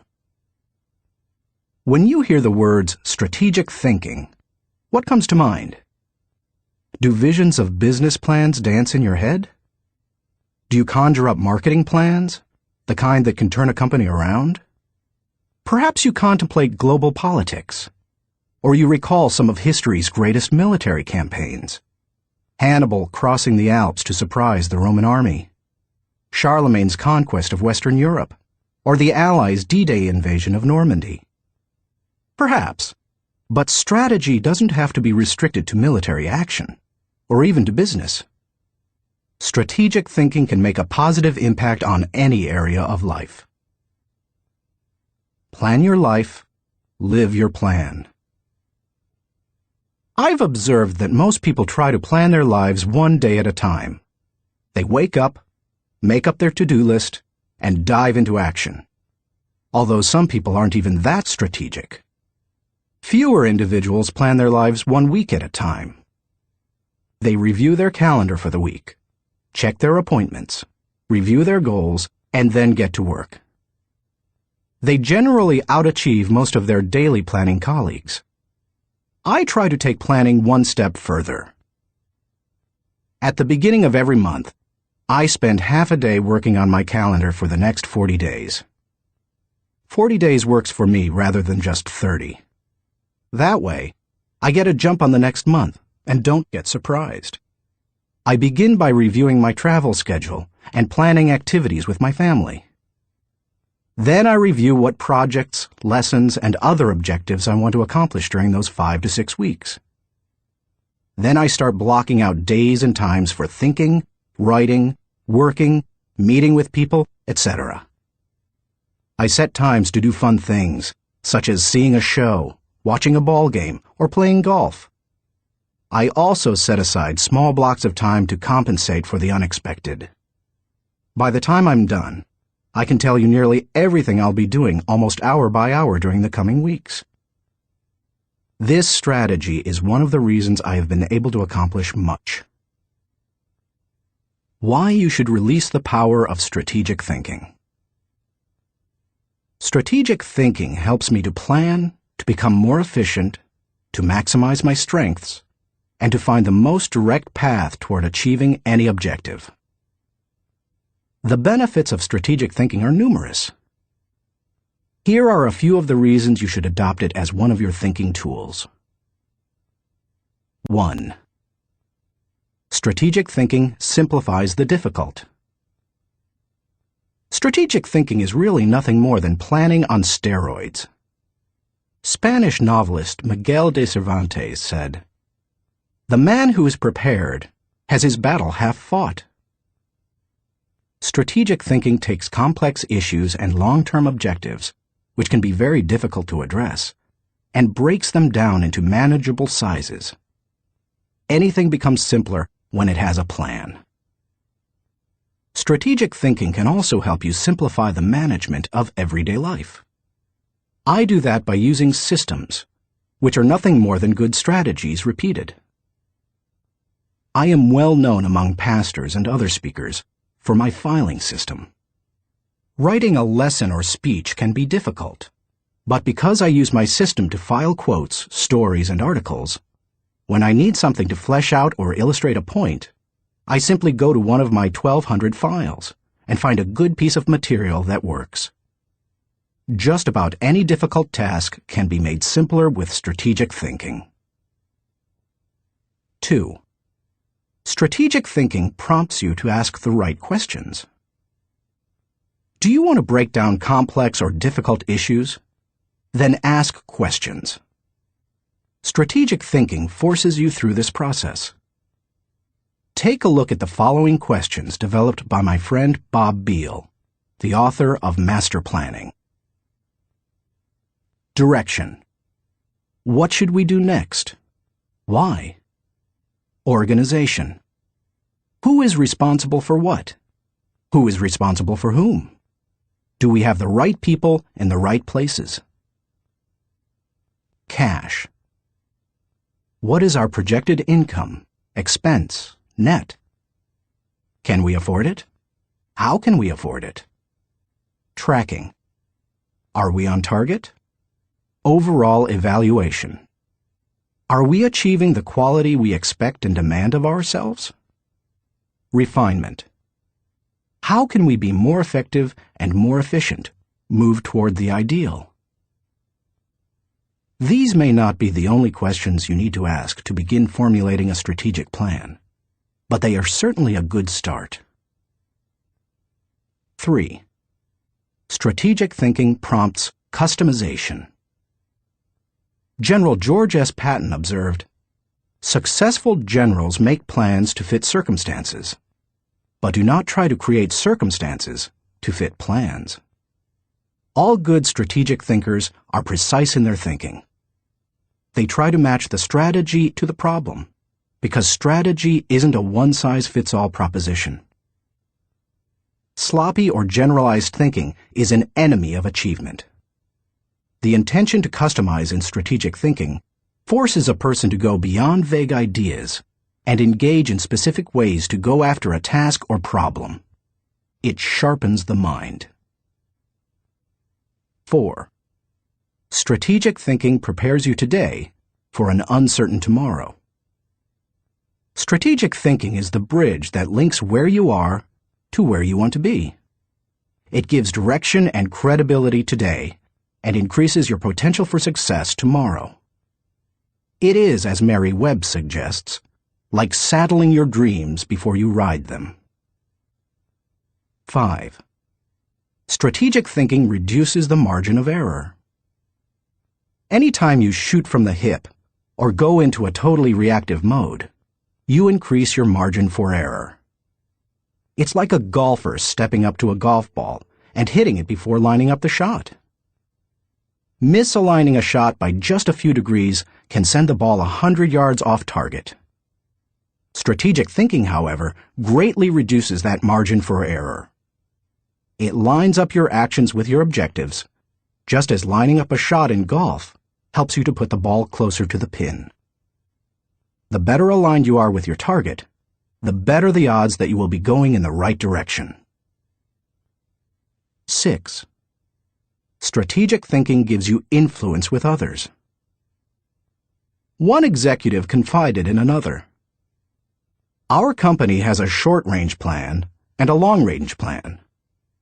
Our short-range plan is to stay afloat long enough to make it to our long-range plan." That's hardly a strategy, yet that's the position where some business leaders put themselves. There's more than one problem with neglecting strategic thinking in that way. Not only does it fail to build the business, but it also loses the respect of everyone involved with the business. The one with the plan is the one with the power. It doesn't matter in what kind of activity you're involved. Employees want to follow the business leader with a good business plan. Volunteers want to join the pastor with a good ministry plan. Children want to be with the adult who has the well-thought-out vacation plan. If you practice strategic thinking, others will listen to you, and they will want to follow you. If you possess a position of leadership in an organization, strategic thinking is essential. How to release the power of strategic thinking. To become a better strategic thinker, able to formulate and implement plans that will achieve the desired objective, take the following guidelines to heart. 1. Break down the issue.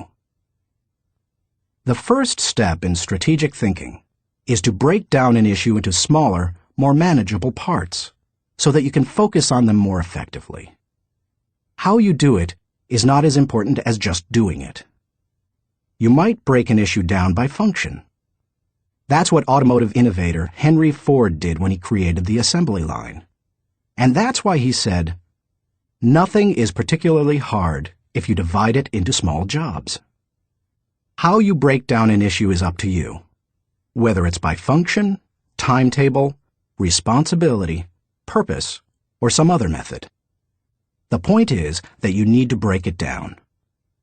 Only one person in a million can juggle the whole thing in his head and think strategically to create solid, viable plans.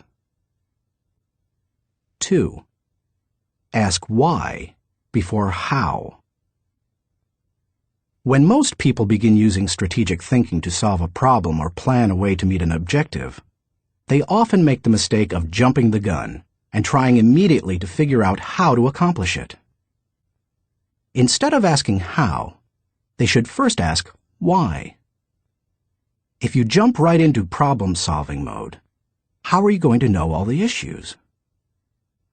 Eugene G. Grace says, "Thousands of engineers can design bridges, calculate strains and stresses, and draw up specifications for machines.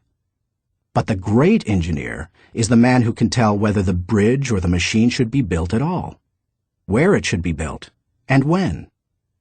Asking why helps you to think about all the reasons for decisions. It helps you to open your mind to possibilities and opportunities.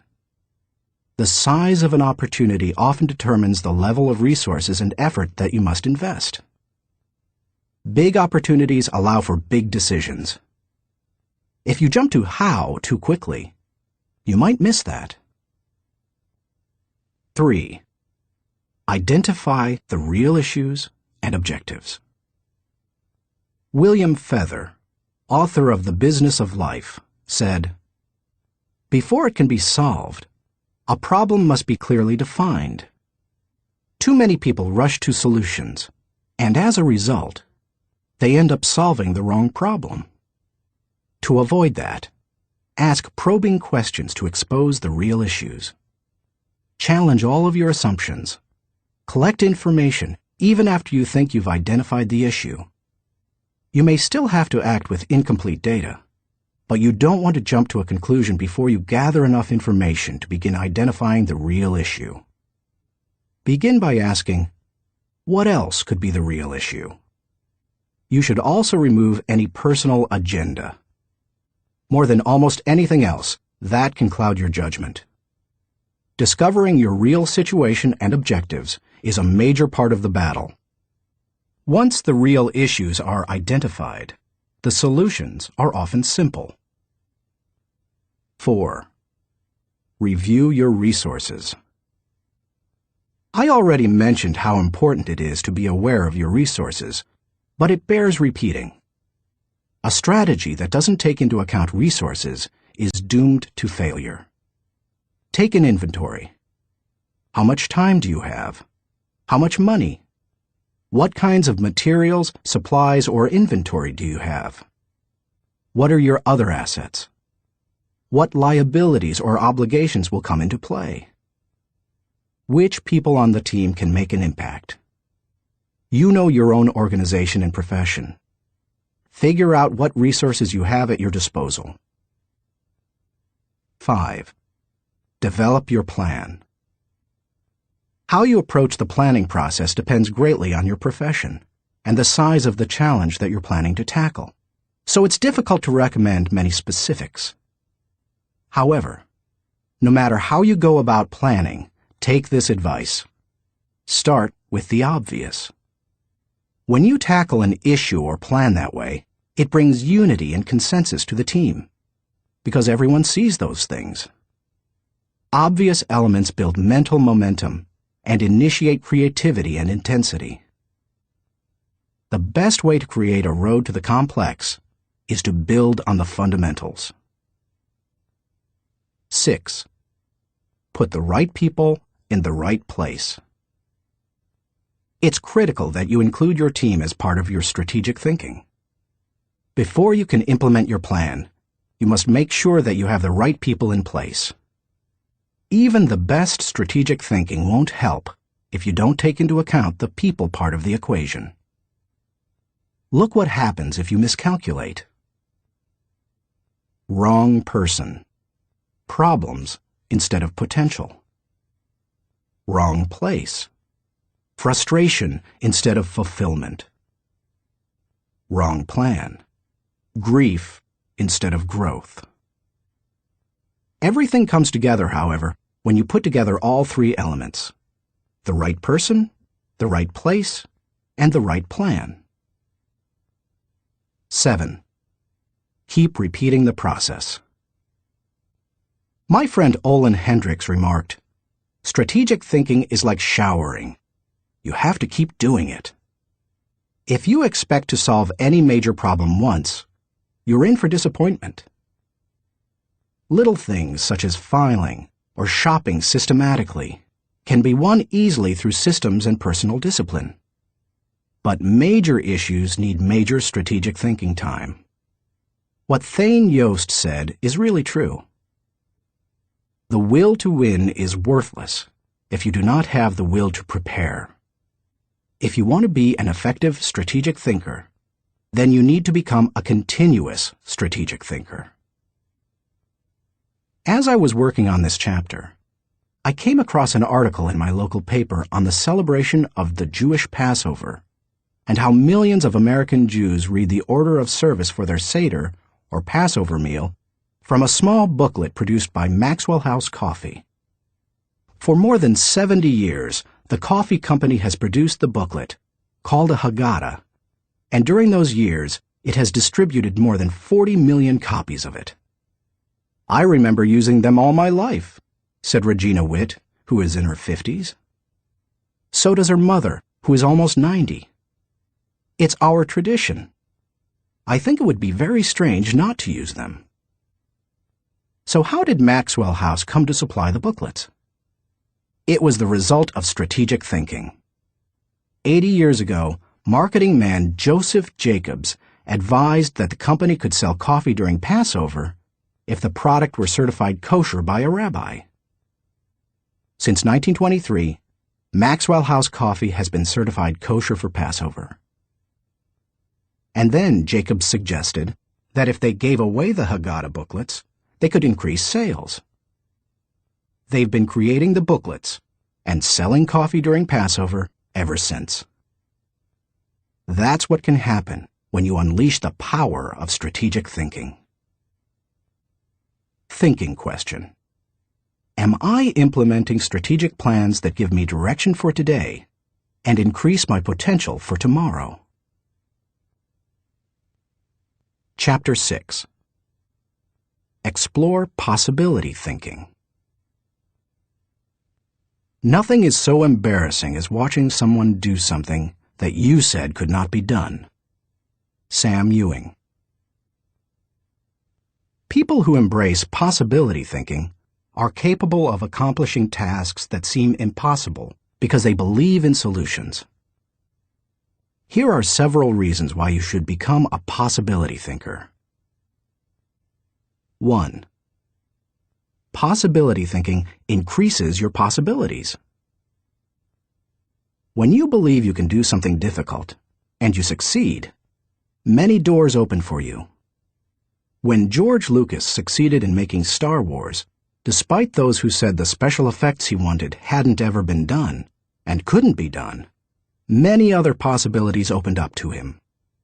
Industrial Light and Magic, the company he created to produce those impossible special effects, became a source of revenue to help underwrite his other projects.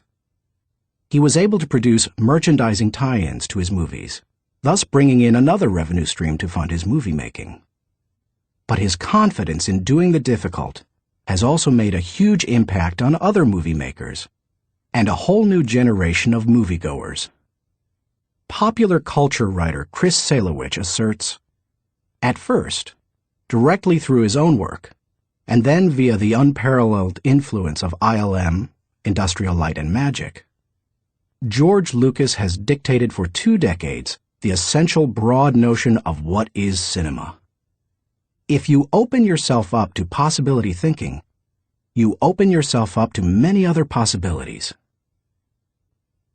2. Possibility thinking draws opportunities and people to you. The case of George Lucas helps you to see how being a possibility thinker can create new opportunities and attract people. People who think big attract big people to them. If you want to achieve big things, you need to become a possibility thinker. 3. Possibility thinking increases others' possibilities.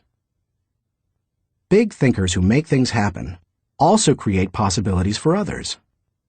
That happens in part because it's contagious.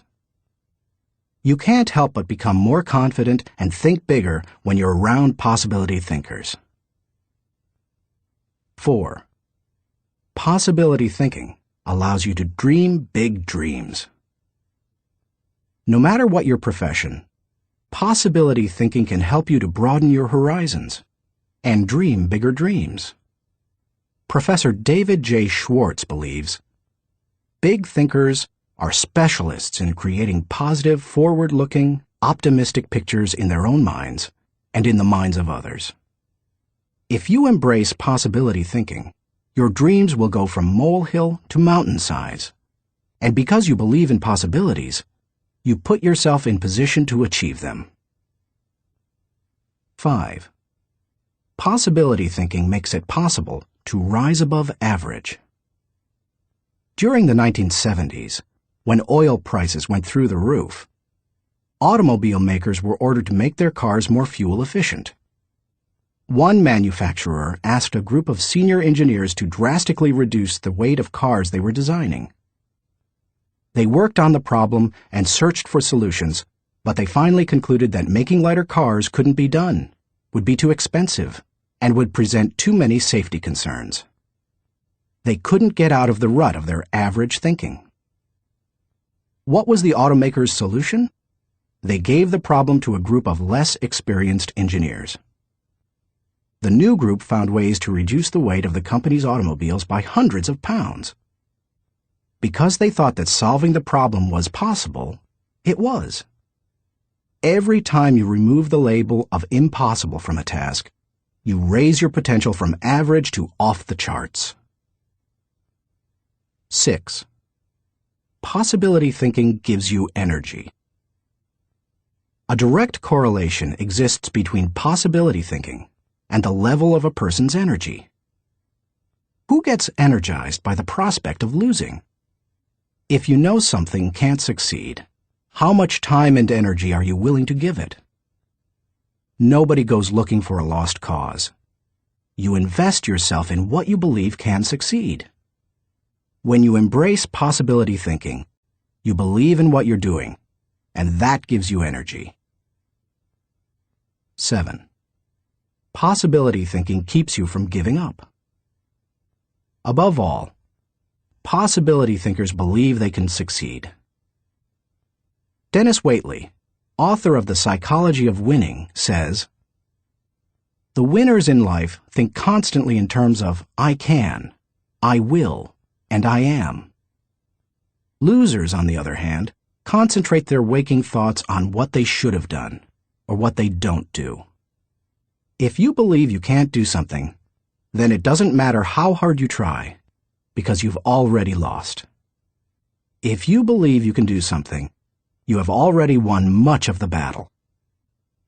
One of the people who showed himself to be a great possibility thinker in 2001 was New York Mayor Rudy Giuliani. In the hours following the World Trade Center tragedy, Giuliani not only led the city through the chaos of the disaster, but he instilled confidence in everyone he touched. Afterward, he gave some insight and perspective on his experience. "I was so proud of the people I saw on the street. No chaos, but they were frightened and confused. And it seemed to me that they needed to hear from my heart where I thought we were going. I was trying to think, where can I go for some comparison to this? Some lessons about how to handle it. So I started thinking about Churchill. Started thinking that we're going to have to rebuild the spirit of the city. And what better example than Churchill and the people of London during the Blitz in 1940, who had to keep up their spirit during this sustained bombing. It was a comforting thought."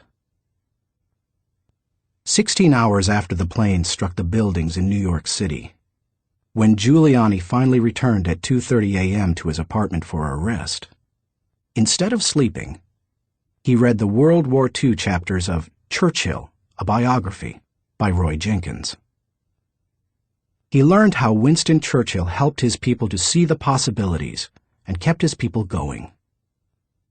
Inspired, Giuliani did the same for his own people 6 decades later. How to feel the energy of possibility thinking. If you are a naturally positive person who already embraces possibility thinking, then you're already tracking with me. However, some people, rather than being optimistic, are naturally negative or cynical. They believe that possibility thinkers are naive or foolish. If your thinking runs toward pessimism, let me ask you a question. How many highly successful people do you know who are continually negative?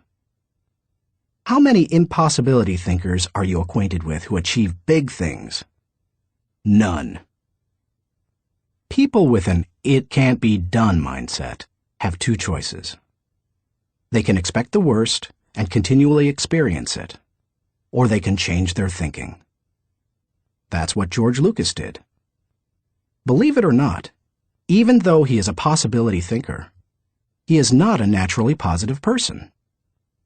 He says, "I'm very cynical, and as a result, I think the defense I have against it is to be optimistic."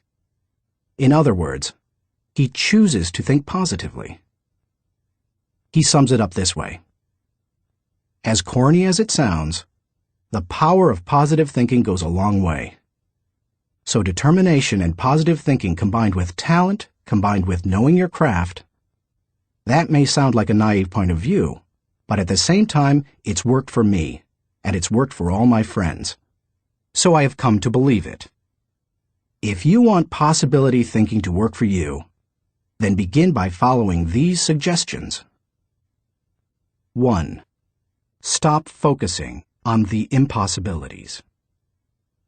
The first step in becoming a possibility thinker is to stop yourself from searching for and dwelling on what's wrong with any given situation.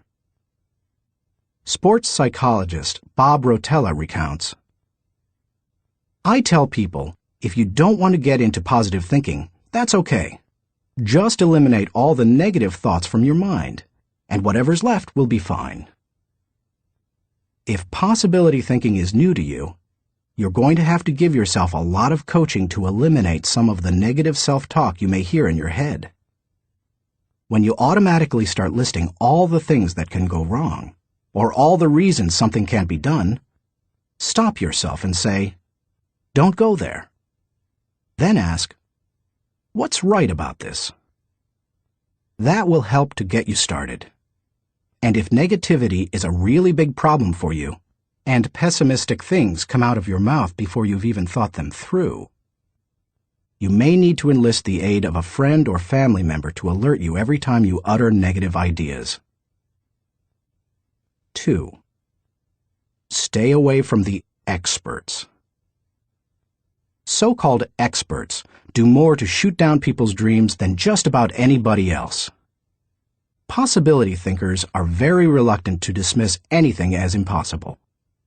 Rocket pioneer Wernher von Braun said, "I have learned to use the word impossible with the greatest of caution." And Napoleon Bonaparte declared, "The word impossible is not in my dictionary." If you feel you must take the advice of an expert, however, then heed the words of John Andrew Holmes, who asserted, "Never tell a young person that something cannot be done. God may have been waiting centuries for somebody ignorant enough of the impossible to do that thing." If you want to achieve something, give yourself permission to believe it is possible, no matter what experts might say. 3. Look for possibilities in every situation. Becoming a possibility thinker is more than just refusing to let yourself be negative. It's something more. It's looking for positive possibilities despite the circumstances. I recently heard Don Soderquist, former president of Walmart, tell a wonderful story that illustrates how a person can find positive possibilities in any situation. Soderquist had gone with Sam Walton to Huntsville, Alabama, to open several new stores. While there, Walton suggested they visit the competition. Here's what Soderquist said happened. "We went into one store, and I have to tell you that it was the worst store I have ever seen in my life. It was terrible. There were no customers, There was no help on the floor. The aisles were cluttered with merchandise, empty shelves, dirty. It was absolutely terrible. He, Walton, walked one way, and I'd walked the other way, and we'd kind of meet out on the sidewalk. He said, "What'd you think, Don?" I said, "Sam, that is the absolutely worst store I've ever seen in my life. I mean, did you see the aisles?" He said, "Don, did you see the pantyhose rack?" I said, "No, I didn't, Sam." "I must have gone on a different aisle than you. I didn't see that." He said, "That was the best pantyhose rack I've ever seen, Don." And he said, "I pulled the fixture out, and on the back was the name of the manufacturer. When we get back, I want you to call that manufacturer and have him come in and visit with our fixture people. I want to put that rack in our stores. It's absolutely the best I've ever seen." And he said next, "Did you see the ethnic cosmetics?" I said, "Sam, that must have been right next to the pantyhose rack, because I absolutely missed that." He said, "Don, do you realize that in our stores we have 4 feet of ethnic cosmetics? These people had 12 feet of it. We are absolutely missing the boat. I wrote down the distributor of some of those products. When we get back, I want you to get a hold of our cosmetic buyer and get these people in. We absolutely need to expand our ethnic cosmetics." Now, Sam Walton didn't hit me on the head and say, "Don, now what lesson did you learn from this?" He had already hit me on the head by looking for the good, looking how to improve, striving for excellence. It's so easy to go and look at what other people do badly. But one of the leadership characteristics of vision that he showed me, and I'll never forget it, is look for the good in what other people are doing and apply it. It doesn't take a genius IQ or 20 years of experience to find the possibility in every situation. All it takes is the right attitude, and anybody can cultivate that. 4. Dream one size bigger.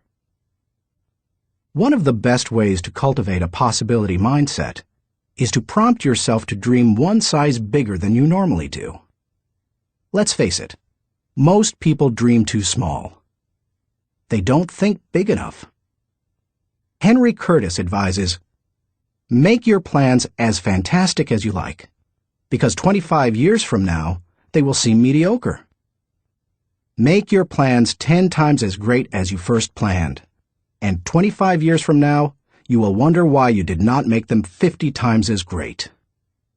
If you push yourself to dream more expansively, to imagine your organization one size bigger, to make your goals at least a step beyond what makes you comfortable, you will be forced to grow. And it will set you up to believe in greater possibilities. 5. Question the status quo. Most people want their lives to keep improving, yet they value peace and stability at the same time. People often forget that you can't improve and still stay the same. Growth means change. Change requires challenging the status quo. If you want greater possibilities, you can't settle for what you have now.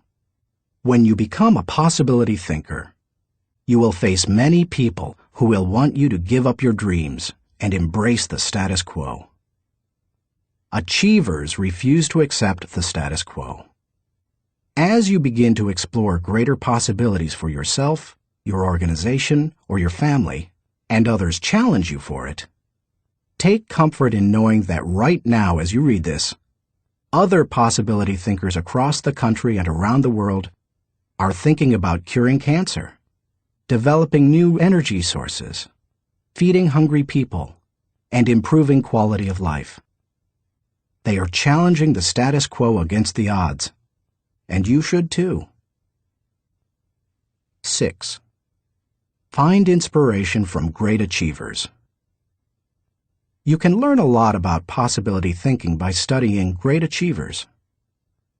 I mentioned George Lucas in this chapter. Perhaps he doesn't appeal to you, or you don't like the movie industry. Personally, I'm not a big science fiction fan, but I admire Lucas as a thinker, creative visionary, and business person. Find some achievers you admire and study them.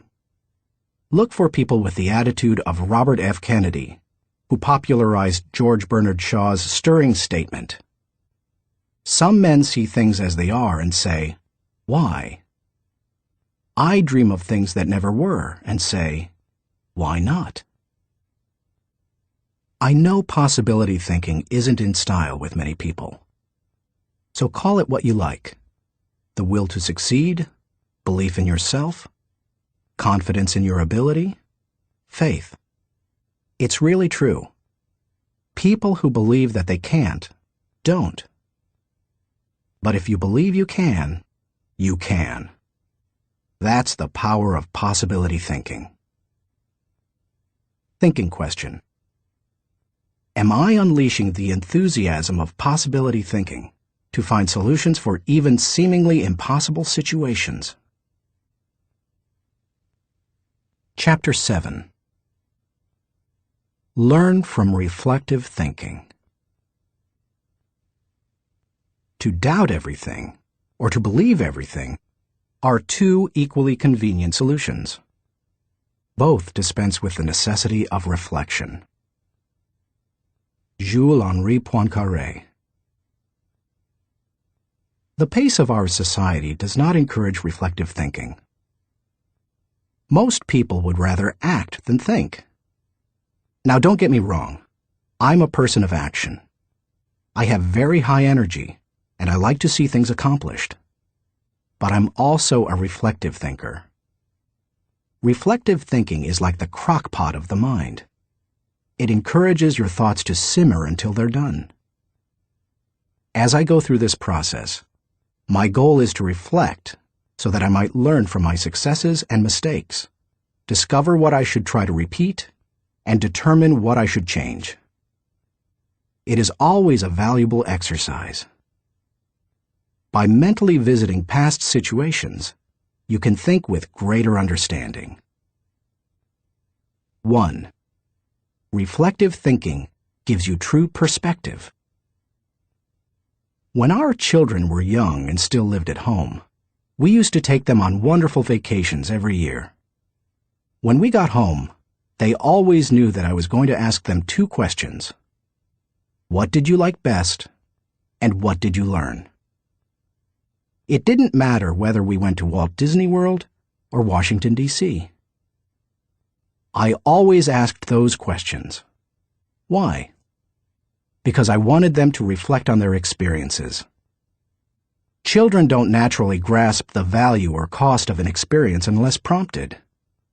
They take things for granted. I wanted my children to appreciate our trips and to learn from them. When you reflect, you are able to put an experience into perspective. You are able to evaluate its timing, and you are able to gain a new appreciation for things that before went unnoticed. Most people are able to recognize the sacrifices of their parents or other people only when they become parents themselves. That's the kind of perspective that comes with reflection. 2. Reflective thinking gives emotional integrity to your thought life. Few people have good perspective in the heat of an emotional moment. Most individuals who enjoy the thrill of an experience try to go back and recapture it without first trying to evaluate it.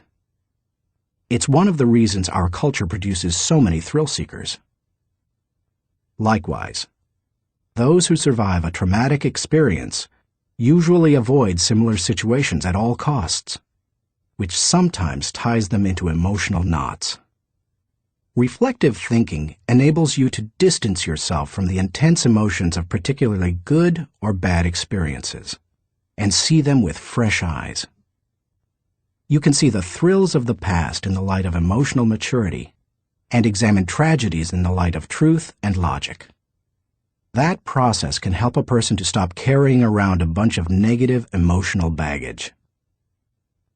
President George Washington observed, "We ought not to look back unless it is to derive useful lessons from past errors, and for the purpose of profiting by dearly bought experience. Any feeling that can stand up to the light of truth and can be sustained over time has emotional integrity and is therefore worthy of your mind and heart." 3. Reflective thinking increases your confidence in decision-making. Have you ever made a snap judgment and later wondered if you did the right thing? Everybody has. Reflective thinking can help to diffuse that doubt. It also gives you confidence for the next decision. Once you've reflected on an issue, you don't have to repeat every step of the thinking process when you're faced with it again. You've got mental road markers from having been there before. That compresses and speeds up thinking time, and it gives you confidence. And over time, it can also strengthen your intuition. 4. Reflective thinking clarifies the big picture. When you engage in reflective thinking, you can put ideas and experiences into a more accurate context. Reflective thinking encourages us to go back and spend time pondering what we have done and what we have seen. If a person who loses his job reflects on what happened, he may see a pattern of events that led to his dismissal. He will better understand what happened, why it happened, and what things were his responsibility. If he also looks at the incidents that occurred afterward, he may realize that in the larger scheme of things, he's better off in his new position because it better fits his skills and desires. Without reflection, it can be very difficult to see that big picture. 5. Reflective thinking takes a good experience and makes it a valuable experience. When you were just starting out in your career, did it seem that few people were willing to give someone without experience an opportunity? At the same time, could you see people who had been on their jobs 20 years, who yet did their work poorly? If so, that probably frustrated you. Playwright William Shakespeare wrote, "Experience is a jewel, and it had need be so, for it is often purchased at an infinite rate." Yet experience alone does not add value to a life. It's not necessarily experience that is valuable. It's the insight people gain because of their experience. Reflective thinking turns experience into insight. Mark Twain said, "We should be careful to get out of an experience all the wisdom that is in it. Not like the cat that sits down on a hot stove lid. She will never sit down on a hot stove lid again, and that is well. But also, she will never sit down on a cold one anymore." An experience becomes valuable when it informs or equips us to meet new experiences. Reflective thinking helps to do that.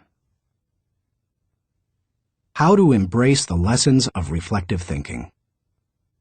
If you are like most people in our culture today, you probably do very little reflective thinking. If that's the case, it may be holding you back more than you think. Take to heart the following suggestions to increase your ability to think reflectively. 1. Set aside time for reflection. Greek philosopher Socrates observed, "The unexamined life is not worth living." For most people, however, reflection and self-examination doesn't come naturally. It can be a fairly uncomfortable activity for a variety of reasons. They have a hard time staying focused. They find the process dull, or they don't like spending a lot of time thinking about emotionally difficult issues. But if you don't carve out the time for it, you are unlikely to do any reflective thinking. 2. Remove yourself from distractions. As much as any other kind of thinking, reflection requires solitude. Distraction and reflection simply don't mix. It's not the kind of thing you can do well near a television, in a cubicle, while the phone is ringing, or with children in the same room.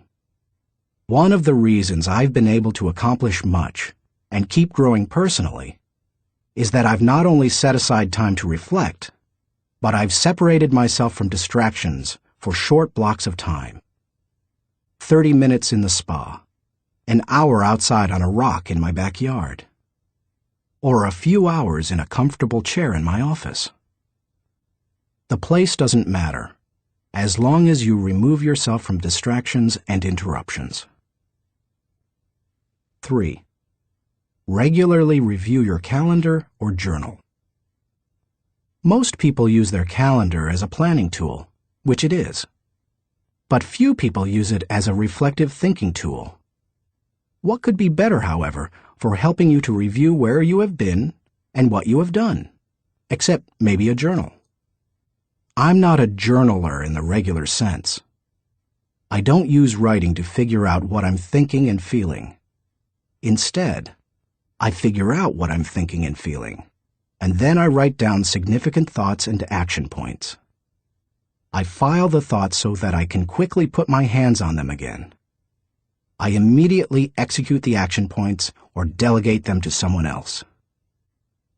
Calendars and journals remind you of how you've spent your time, show you whether your activities match your priorities, and help you see whether you are making progress.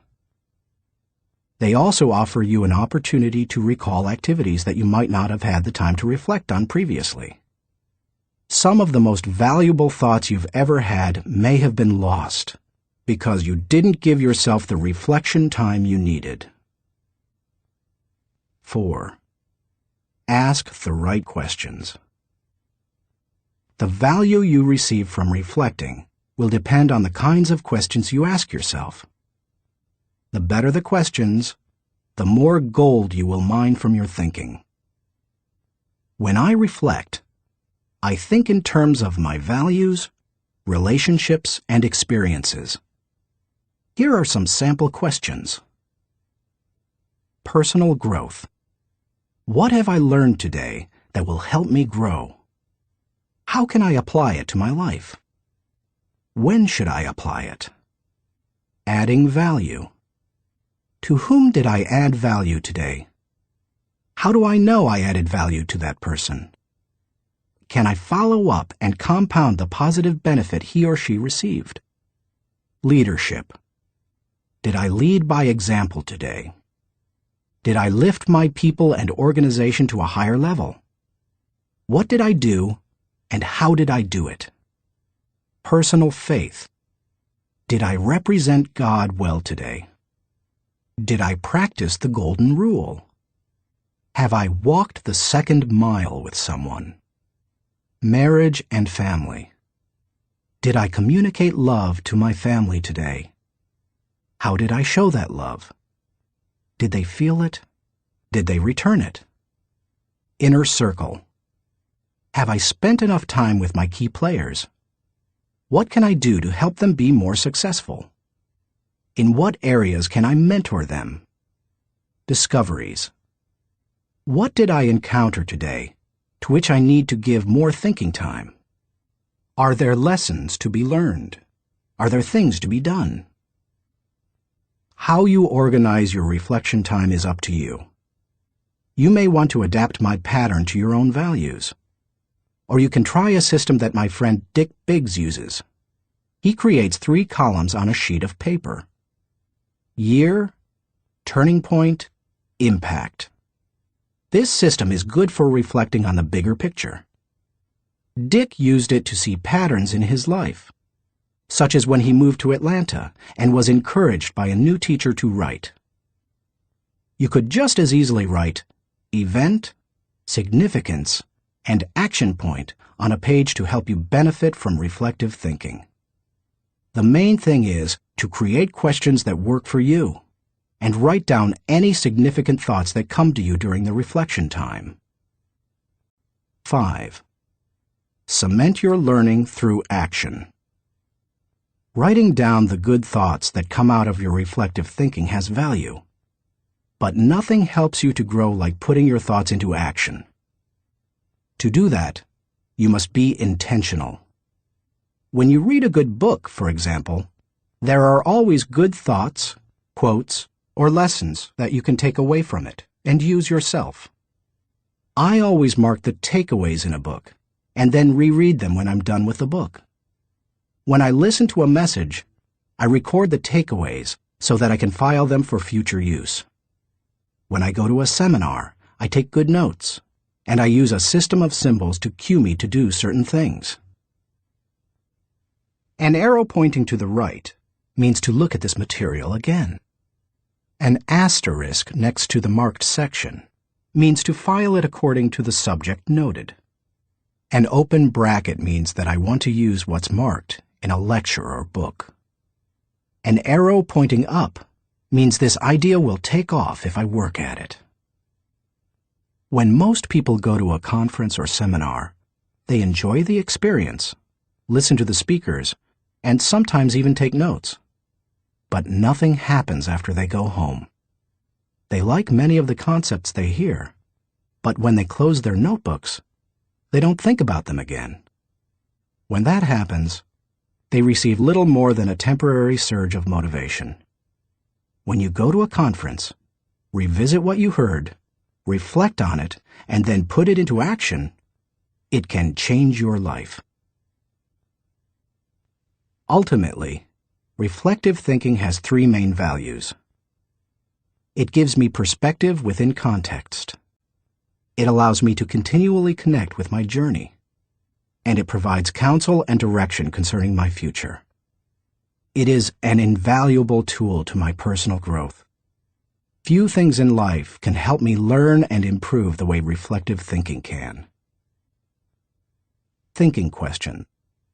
Am I regularly revisiting the past to gain a true perspective and think with understanding? Chapter 8. Question popular thinking. I'm not an answering machine. I'm a questioning machine. If we have all the answers, how come we're in such a mess? Douglas Cardinal. Economist John Maynard Keynes, whose ideas profoundly influenced economic theory and practices in the 20th century, asserted, "The difficulty lies not so much in developing new ideas as in escaping from the old ones." Going against popular thinking can be difficult, whether you're a business person bucking company tradition, a pastor introducing new types of music to his church, a new mother rejecting old wives' tales handed down from her parents, or a teenager ignoring currently popular styles. Many of the ideas in this book go against popular thinking. If you value popularity over good thinking, then you will severely limit your potential to learn the types of thinking encouraged by this book. Popular thinking is too average to understand the value of good thinking, too inflexible to realize the impact of changed thinking, too lazy to master the process of intentional thinking, too small to see the wisdom of big-picture thinking, too satisfied to unleash the potential of focused thinking, too traditional to discover the joy of creative thinking, too naive to recognize the importance of realistic thinking, too undisciplined to release the power of strategic thinking, too limiting to feel the energy of possibility thinking, too trendy to embrace the lessons of reflective thinking, too shallow to question the acceptance of popular thinking, too proud to encourage the participation of shared thinking, too self-absorbed to experience the satisfaction of unselfish thinking, and too uncommitted to enjoy the return of bottom-line thinking. If you want to become a good thinker, then start preparing yourself for the possibility of becoming unpopular. Why you should question the acceptance of popular thinking. I've given you some broad reasons for questioning the acceptance of popular thinking. Now, allow me to be more specific. 1. Popular thinking sometimes means not thinking. My friend Kevin Myers sums up the idea of popular thinking by saying, "The problem with popular thinking is that it doesn't require you to think at all. Good thinking is hard work. If it were easy, everybody would be a good thinker. Unfortunately, many people try to live life the easy way. They don't want to do the hard work of thinking or pay the price of success. It's easier to do what other people do and hope that they thought it out." Look at the stock market recommendations of some experts. By the time they publish their picks, most are following a trend, not creating one or even riding its crest. The people who are going to make money on the stocks they recommend have already done so by the time the general public hears about it. When people blindly follow a trend, they're not doing their own thinking. 2. Popular thinking offers false hope. Benno Muller-Hill, a professor in the University of Cologne Genetics Department, tells how one morning in high school he stood last in a line of 40 students in the schoolyard. His physics teacher had set up a telescope so that his students could view a planet and its moons. The first student stepped up to the telescope. He looked through it, but when the teacher asked if he could see anything, the boy said no. His nearsightedness hampered his view. The teacher showed him how to adjust the focus, and the boy finally said he could see the planet and moons. One by one, the students stepped up to the telescope and saw what they were supposed to see. Finally, the second-to-last student looked into the telescope and announced that he could not see anything. "You idiot," shouted the teacher. "You have to adjust the lenses." The student tried, but he finally said, "I still can't see anything. It is all black." The teacher, disgusted, looked through the telescope himself, and then looked up with a strange expression. The lens cap still covered the telescope. None of the students had been able to see anything. Many people look for safety and security in popular thinking. They figure that if a lot of people are doing something, then it must be right. It must be a good idea. If most people accept it, then it probably represents fairness, equality, compassion, and sensitivity, right? Not necessarily. Popular thinking said the Earth was the center of the universe. Yet Copernicus studied the stars and planets and proved mathematically that the Earth and the other planets in our solar system revolved around the sun. Popular thinking said surgery didn't require clean instruments. Yet Joseph Lister studied the high death rates in hospitals and introduced antiseptic practices that immediately saved lives. Popular thinking said that women shouldn't have the right to vote. Yet people like Emmeline Pankhurst and Susan B. Anthony fought for and won that right. Popular thinking put the Nazis into power in Germany. Yet Hitler's regime murdered millions and nearly destroyed Europe. We must always remember there is a huge difference between acceptance and intelligence. People may say that there's safety in numbers, but that's not always true. Sometimes it's painfully obvious that popular thinking isn't good and right. Other times, it's less evident. For example, consider the staggering number of people in the United States who have run up large amounts of debt on their credit cards. Anyone who is financially astute will tell you that's a bad idea. Yet millions follow right along with the popular thinking of buy now, pay later. And so they pay and pay and pay. Many promises of popular thinking ring hollow. Don't let them fool you. 3. Popular thinking is slow to embrace change. Popular thinking loves the status quo. It puts its confidence in the idea of the moment and holds on to it with all its might.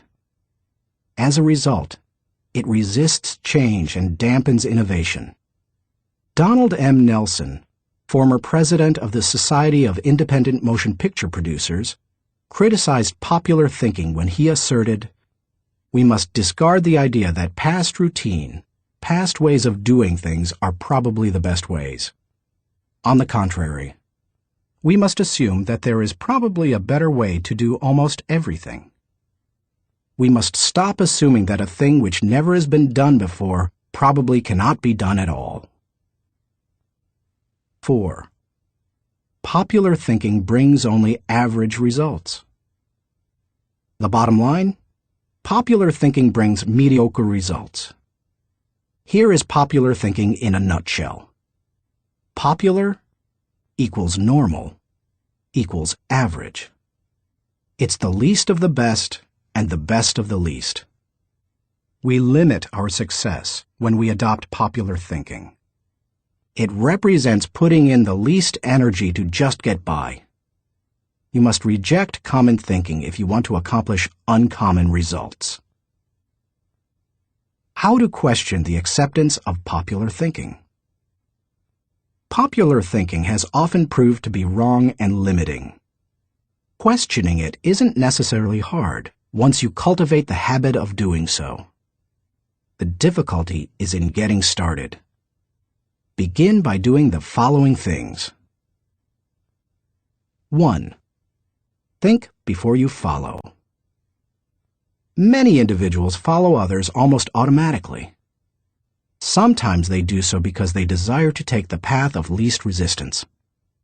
Other times they fear rejection, or they believe there's wisdom in doing what everyone else does. But if you want to succeed, you need to think about what's best, not what's popular. Challenging popular thinking requires a willingness to be unpopular and go outside of the norm. Following the tragedy of September 11, 2001, for example, few people willingly chose to travel by plane. But that was the best time to travel. Crowds were down, security was up, and airlines were cutting prices. About a month after the tragedy, my wife Margaret and I heard that Broadway shows had lots of seats and many New York hotel rooms remained empty. Popular thinking said, "Stay away from New York." We used that as an opportunity. We got cheap plane tickets to the city, booked a room in a great hotel for about half price, and got tickets to the most sought-after show, The Producers. As we took our seats in the theater, we sat next to a woman beside herself with excitement. "I can't believe I'm finally here," she said to us. "I've waited so long. This is the best show on Broadway, and the hardest to get tickets to." Then she turned to look me in the eye and said, "I've had my tickets for a year and a half waiting to see this show. How long ago did you get yours?" "You won't like my answer," I replied. "Oh, come on," she said. "How long?" "I got mine 5 days ago," I answered. She looked at us in horror. By the way, she was right. It's one of the best shows we've seen in a while. And we got to see it only because we were willing to go against popular thinking when everyone else was staying at home. As you begin to think against the grain of popular thinking, remind yourself that unpopular thinking, even when resulting in success, is largely underrated, unrecognized, and misunderstood. Unpopular thinking contains the seeds of vision and opportunity. Unpopular thinking is required for all progress. The next time you feel ready to conform to popular thinking on an issue, stop and think. You may not want to create change for its own sake, but you certainly don't want to blindly follow just because you haven't thought about what's best. 2. Appreciate thinking different from your own. One of the ways to embrace innovation and change is to learn to appreciate how others think. To do that, you must continually expose yourself to people different from yourself. My brother, Larry Maxwell, a good businessman and an innovative thinker, continually challenges popular thinking by thinking differently. He says, most of our people in sales and middle management come from businesses with products and services different from ours. That constantly exposes us to new ways of thinking. We also discourage our people from active participation in formal business and trade associations and fraternities because their thinking is quite common. They don't need to spend a lot of time thinking the way everyone else in the industry does. As you strive to challenge popular thinking, spend time with people with different backgrounds, education levels, professional experiences, personal interests, etc. You will think like the people with whom you spend the most time. If you spend time with people who think out of the box, you're more likely to challenge popular thinking and break new ground. 3. Continually question your own thinking.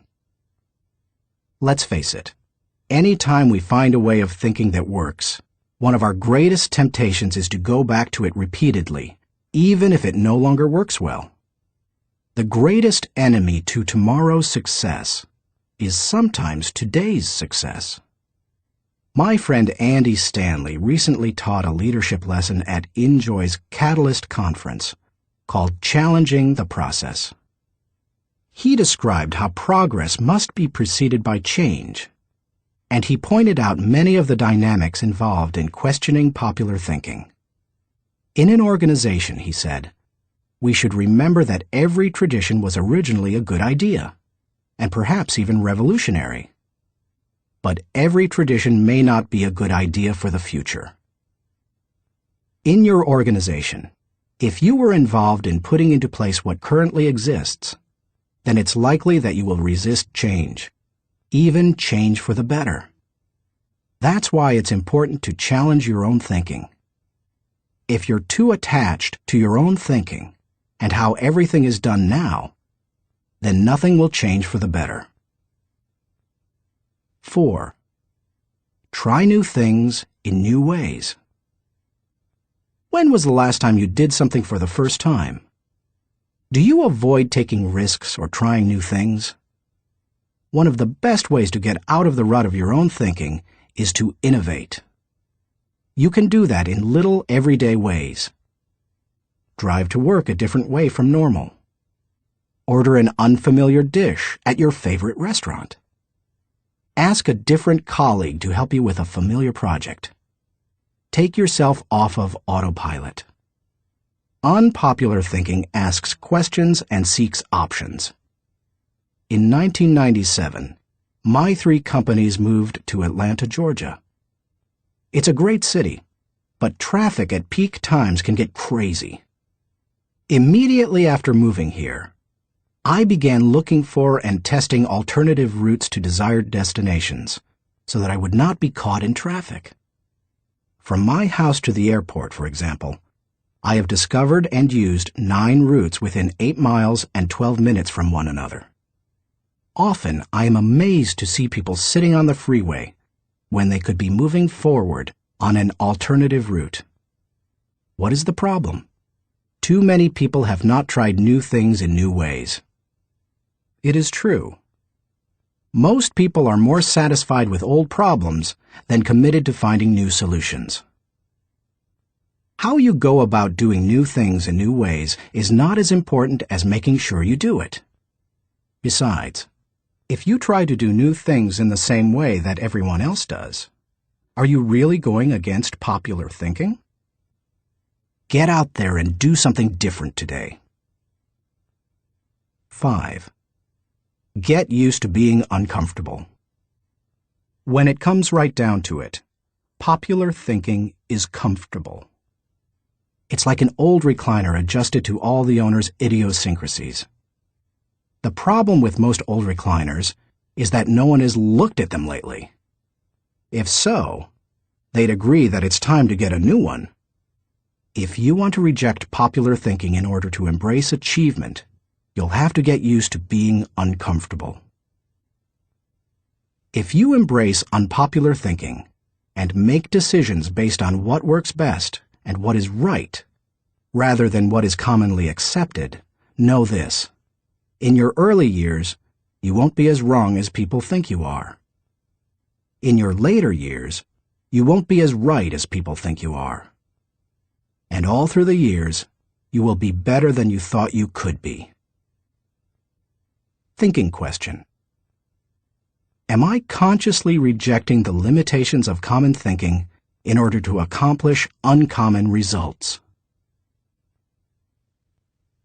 Chapter 9. Benefit from shared thinking. None of us is as smart as all of us. Ken Blanchard. Good thinkers, especially those who are also good leaders, understand the power of shared thinking. They know that when they value the thoughts and ideas of others, they receive the compounding results of shared thinking and accomplish more than they ever could on their own. Those who participate in shared thinking understand the following. 1. Shared thinking is faster than solo thinking. We live in a truly fast-paced world.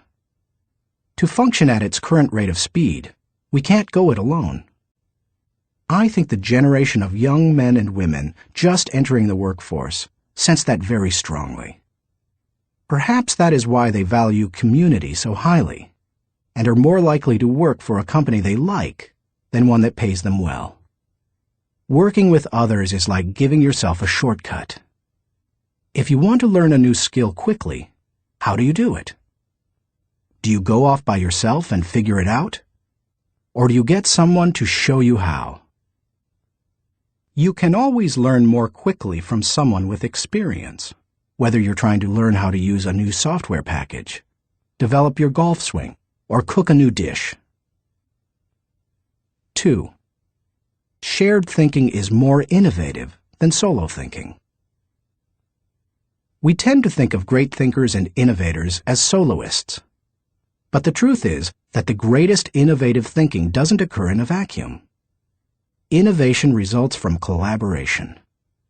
Albert Einstein once remarked, "Many times a day, I realize how much my own outer and inner life is built upon the labors of my fellow men, both living and dead, and how earnestly I must exert myself in order to give in return as much as I have received." Shared thinking leads to greater innovation, whether you look at the work of researchers Marie and Pierre Curie, surrealists Luis Buñuel and Salvador Dali, or songwriters John Lennon and Paul McCartney. If you combine your thoughts with the thoughts of others, you will come up with thoughts you've never had. 3. Shared thinking brings more maturity than solo thinking. As much as we would like to think that we know it all, each of us is probably painfully aware of our blind spots and areas of inexperience. When I first started out as a pastor, I had dreams and energy, but little experience.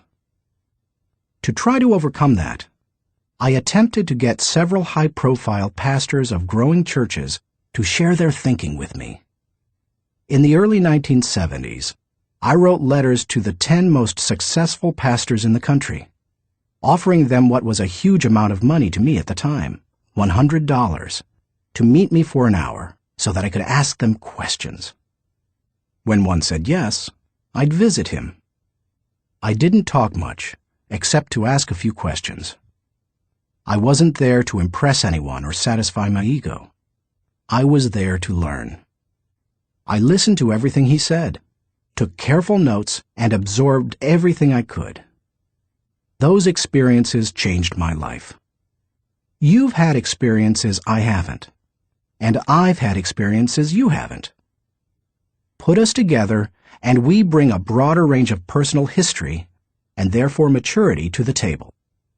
If you don't have the experience you need, hook up with someone who does. 4. Shared thinking is stronger than solo thinking. Philosopher-poet Johann Wolfgang von Goethe said, To accept good advice is but to increase one's own ability. Two heads are better than one when they are thinking in the same direction. It's like harnessing two horses to pull a wagon. They are stronger pulling together than either is individually. But did you know that when they pull together, they can move more weight than the sum of what they can move individually? A synergy comes from working together. That same kind of energy comes into play when people think together. 5. Shared thinking returns greater value than solo thinking.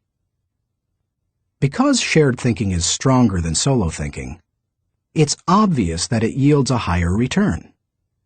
That happens because of the compounding action of shared thinking. But it also offers other benefits. The personal return you receive from shared thinking and experiences can be great. Clarence Francis sums up the benefits in the following observation. I sincerely believe that the word relationships is the key to the prospect of a decent world. It seems abundantly clear that every problem you will have, in your family, in your work, in our nation, or in this world, is essentially a matter of relationships, of interdependence. 6. Shared thinking is the only way to have great thinking. I believe that every great idea begins with 3 or 4 good ideas. And most good ideas come from shared thinking. Playwright Ben Jonson said, "He that is taught only by himself has a fool for a master." When I was in school, teachers put the emphasis on being right and on doing better than the other students, rarely on working together to come up with good answers. Yet all the answers improve when they make the best use of everyone's thinking. If we each have one thought, and together we have 2 thoughts, then we always have the potential for a great thought. How to encourage the participation of shared thinking. Some people naturally participate in shared thinking. Anytime they see a problem, they think, "Who do I know who can help with this?" Leaders tend to be that way. So do extroverts. However, you don't have to be either of those to benefit from shared thinking. Use the following steps to help you improve your ability to harness shared thinking. 1. Value the ideas of others. First, believe that the ideas of other people have value. If you don't, your hands will be tied. How do you know if you truly want input from others? Ask yourself these questions. Am I emotionally secure? People who lack confidence and worry about their status, position, or power tend to reject the ideas of others, protect their turf, and keep people at bay. It takes a secure person to consider others' ideas. Years ago, an emotionally insecure person took a key position on my board of directors. After a couple of meetings, it became obvious to the other board members that this individual would not positively contribute to the organization. I asked a seasoned leader on the board, "Why does this person always do and say things that hinder our progress?" I'll never forget his reply. Hurting people hurt people. Do I place value on people? You won't value the ideas of a person if you don't value and respect the person himself or herself. Have you ever considered your conduct around people you value versus those you don't? Look at the differences. If I value people, I want to spend time with them. If I don't value people, I don't want to be around them. If I value people, I listen to them. If I don't value people, I neglect to listen. If I value people, I want to help them. If I don't value people, I don't offer them help. If I value people, I am influenced by them. If I don't value people, I ignore them. If I value people, I respect them. If I don't value people, I am indifferent. Do I value the interactive process? A wonderful synergy often occurs as the result of shared thinking. It can take you places you've never been.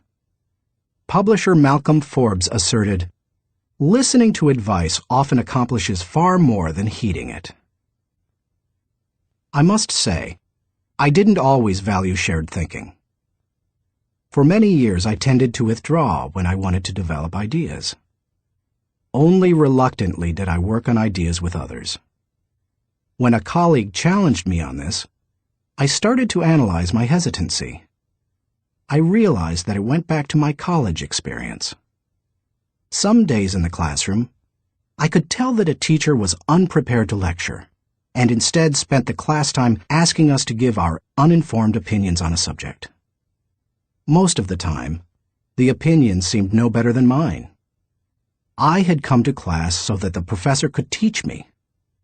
I realized that the process of shared ideas wasn't the problem. It was who was doing the talking. Shared thinking is only as good as the people doing the sharing. Since learning that lesson, I have embraced the interactive process, and now I believe it is one of my strengths.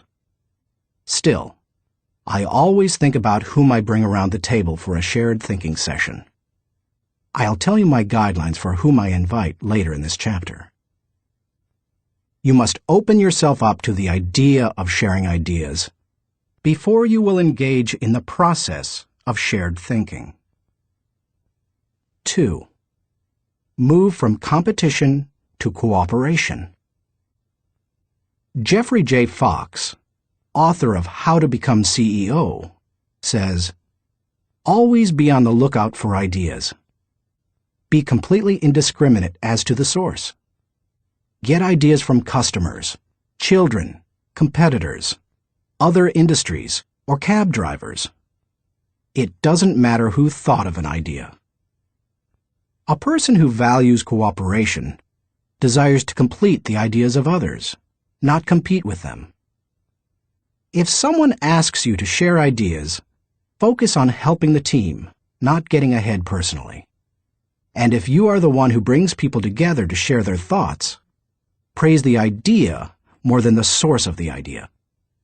If the best idea always wins, rather than the person who offered it, then all will share their thoughts with greater enthusiasm. 3. Have an agenda when you meet. I enjoy spending time with certain people, whether we discuss ideas or not. My wife Margaret, my children, my grandchildren, my parents. Though we often do discuss ideas, it doesn't bother me if we don't. We are family. When I spend time with nearly anyone else in my life, however, I have an agenda. I know what I want to accomplish. The more I respect the wisdom of the person, the more I listen.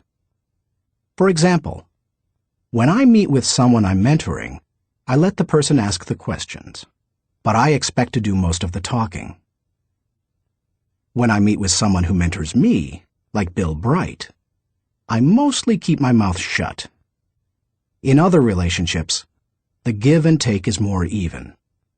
But no matter with whom I meet, I have a reason for getting together, and I have an expectation for what I'll give to it and get from it. That's true whether it's for business or pleasure. 4. Get the right people around the table. To get anything of value out of shared thinking, you need to have people around the table who bring something to the table. As you prepare to ask people to participate in shared thinking, use the following criteria for the selection process. Choose people whose greatest desire is the success of the ideas. People who can add value to another's thoughts. People who can emotionally handle quick changes in the conversation. People who appreciate the strengths of others in areas where they are weak. People who understand their place of value at the table.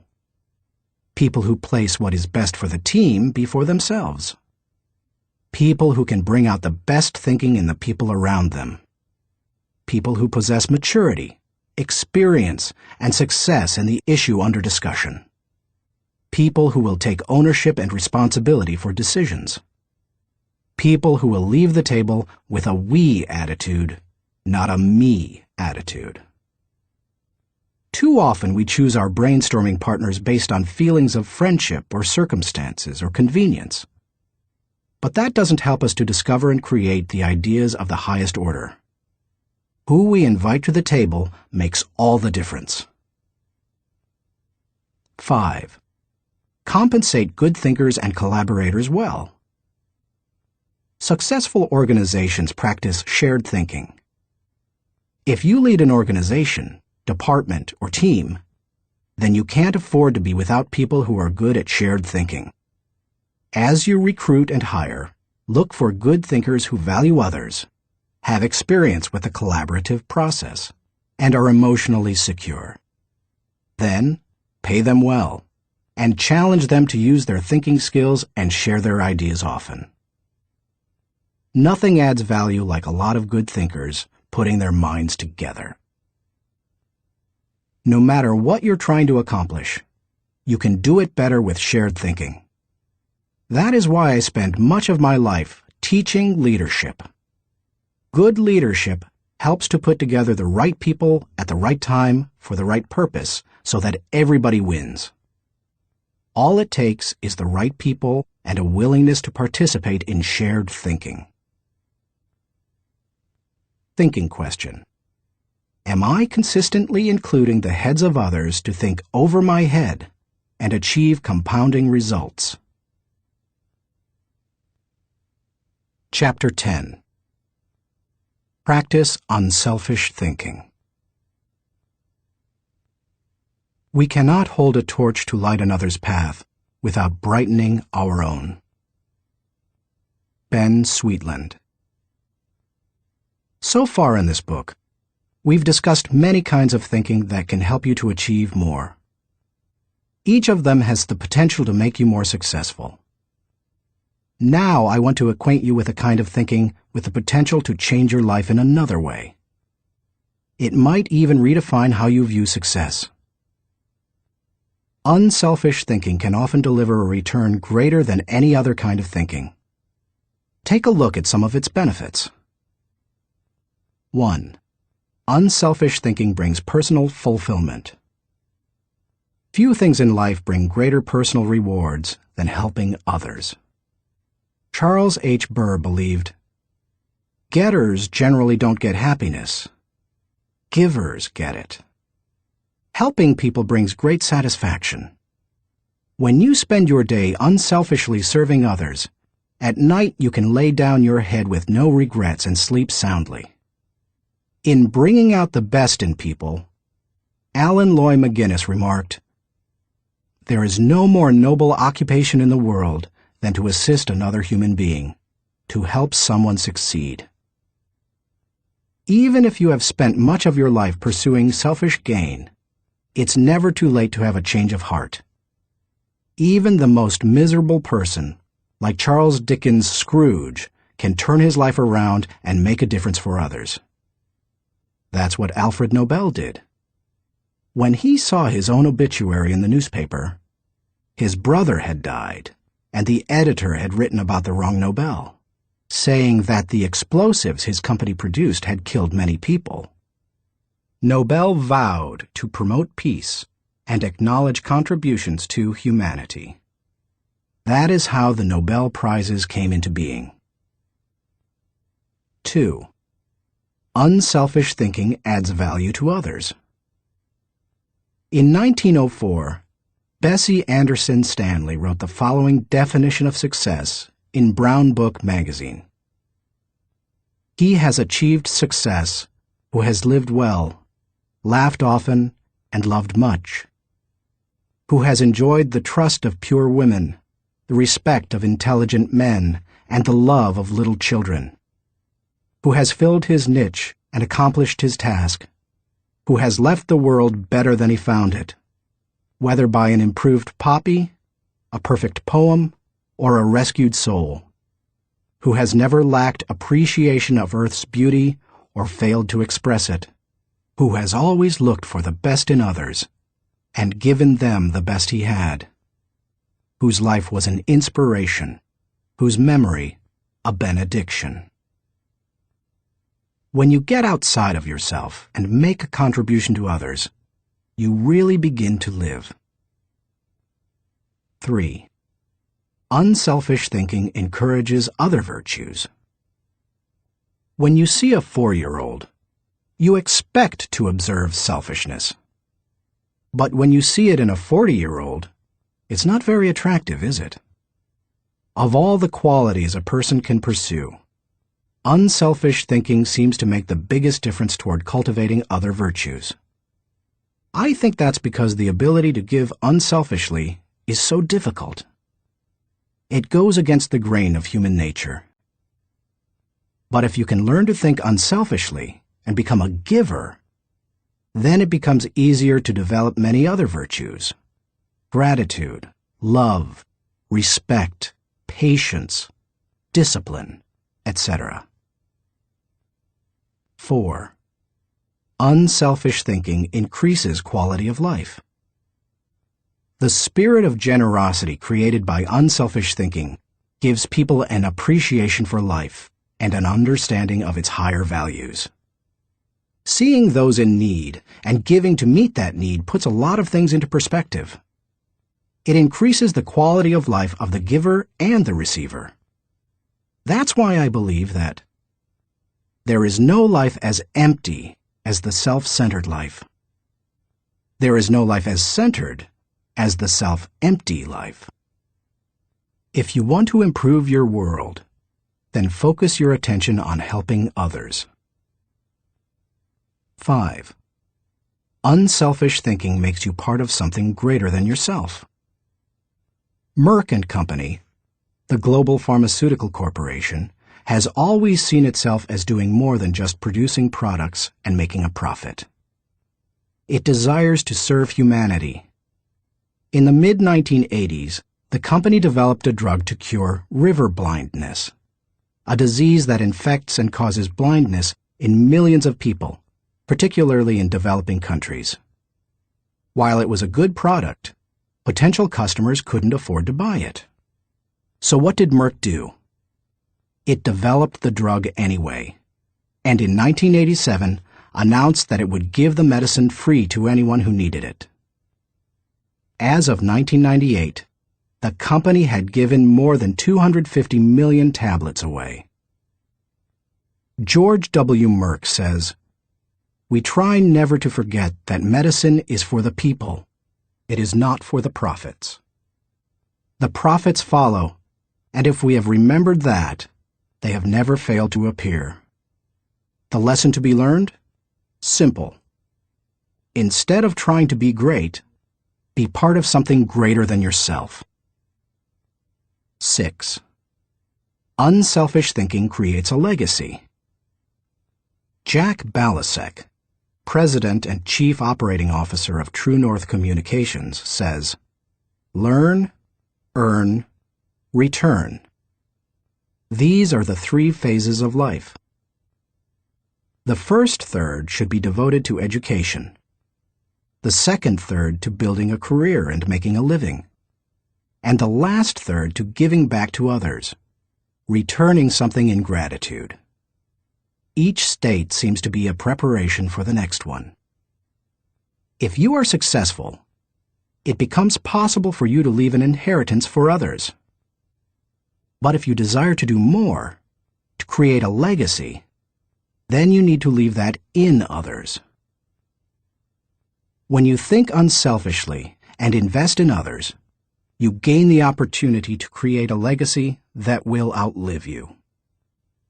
How to experience the satisfaction of unselfish thinking. I think most people recognize the value of unselfish thinking, and most would even agree that it's an ability they would like to develop.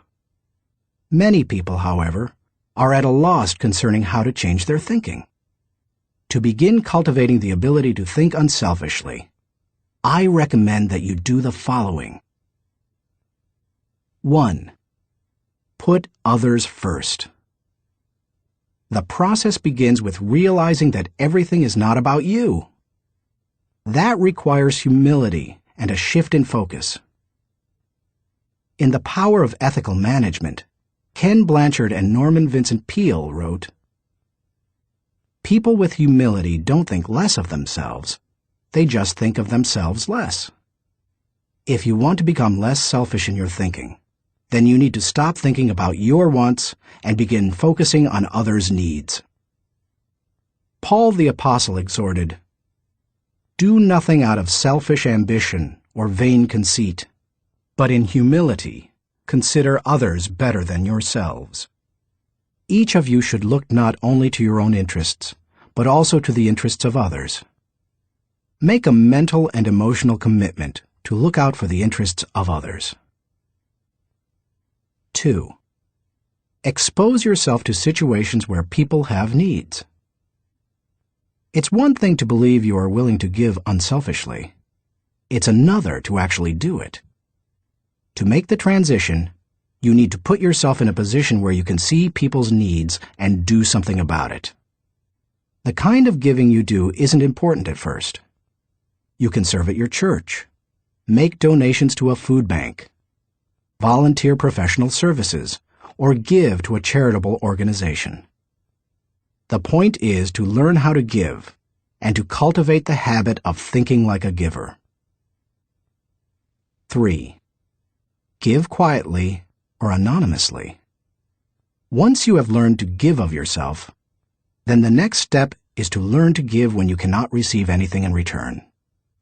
It's almost always easier to give when you receive recognition for it than it is when no one is likely to know about it. The people who give in order to receive a lot of fanfare, however, have already received any reward they will get. There are spiritual, mental, and emotional benefits that come only to those who give anonymously. If you've never done it before, try it. 4.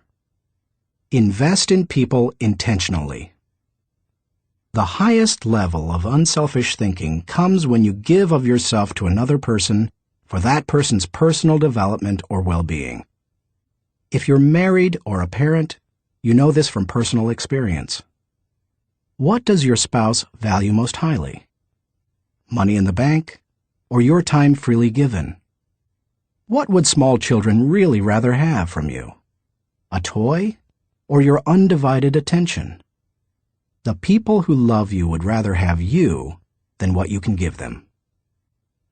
If you want to become the kind of person who invests in people, then consider others and their journey so that you can collaborate with them. Each relationship is like a partnership created for mutual benefit. As you go into any relationship, think about how you can invest in the other person so that it becomes a win-win situation. Here is how relationships most often play out. I win, you lose, I win only once.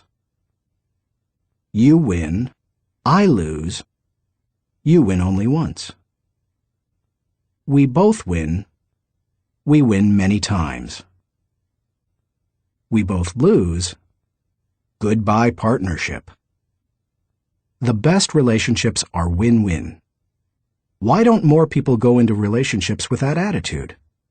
I'll tell you why. Most people want to make sure that they win first. Unselfish thinkers, on the other hand, go into a relationship and make sure that the other person wins first. And that makes all the difference. 5. Continually check your motives. François de la Rochefoucauld said, "What seems to be generosity is often no more than disguised ambition, which overlooks a small interest in order to secure a great one."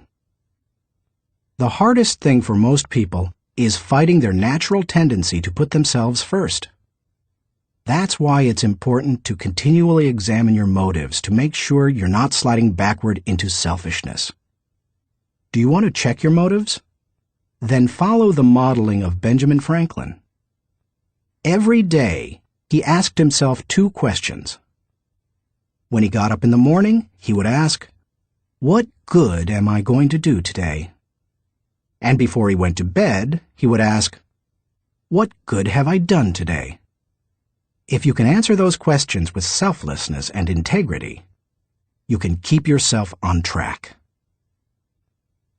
Give while you live. In the fall of 2001, we all witnessed a demonstration of unselfish thinking unlike anything we had seen in the United States for many years. Who can forget the events of September 11th, 2001? I had just finished teaching a leadership lesson when my assistant Linda Eggers came into the studio to announce the tragic news. Like most Americans, I remained riveted to the television all day and heard the reports of the firefighters and police officers who raced into the World Trade Center towers to help others, never worrying about their own safety. In the days following the tragedy, millions of Americans expressed a great desire to do something that would help the situation. I had the same desire. InJoy was scheduled to do a training via simulcast on September 15th, the Saturday following the tragedy. Our leadership team decided to add a 1.5-hour program titled America Prays to the end of the simulcast. In it, my friend Max Lucado wrote and read a prayer, expressing the heart's cry of millions. Franklin Graham prayed for our national leaders. Jim and Shirley Dobson gave advice to parents on how to help their children deal with the event. And Bruce Wilkinson and I asked the simulcast viewers to give financially to the people injured on September 11th. Amazingly, they gave $5.9 million, which World Vision graciously agreed to distribute to those in need. Unselfish thinking and giving turned a very dark hour into one of light and hope. Less than 2 weeks after the tragedy, I was able to travel to Ground Zero in New York City. I went to view the site of the destruction, to thank the men and women clearing away the wreckage, and to pray for them. I can't really do justice to what I saw. I've traveled to New York dozens of times. It's one of my favorite places in the world. My wife and I had been up in the towers with our children many times before and have wonderful memories of that area. To look at the place where the buildings had once stood and to see nothing but rubble, dust, and twisted metal, it's simply indescribable. What many Americans didn't realize is that for many months, people worked diligently to clean up the site. Many were New York City firefighters and other city workers. Others were volunteers. They worked around the clock, 7 days a week. And when they came across the remains of someone in the rubble, they called for silence and reverently carried them out. Since I am a clergyman, I was asked to wear a clerical collar upon entering the area. As I walked around, many workers saw the collar and asked me to pray for them. It was a humbling privilege. American educator Horace Mann said, "Be ashamed to die until you have won some victory for humanity." According to this standard, New York City's firefighters are certainly prepared for death. The service they perform is often truly heroic. You and I may never be required to lay down our lives for others as they did. But we can give to others in different ways. We can be unselfish thinkers who put others first and add value to their lives. We can work with them so that they go farther than they thought possible. Thinking question. Am I continually considering others and their journey in order to think with maximum collaboration?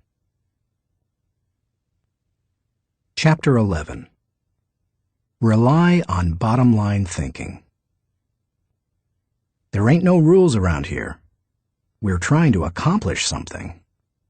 Thomas Edison, inventor. How do you figure out the bottom line for your organization, business, department, team, or group? In many businesses, the bottom line is literally the bottom line. Profit determines whether you are succeeding, but dollars should not always be the primary measure of success. Would you measure the ultimate success of your family by how much money you had at the end of the month or year?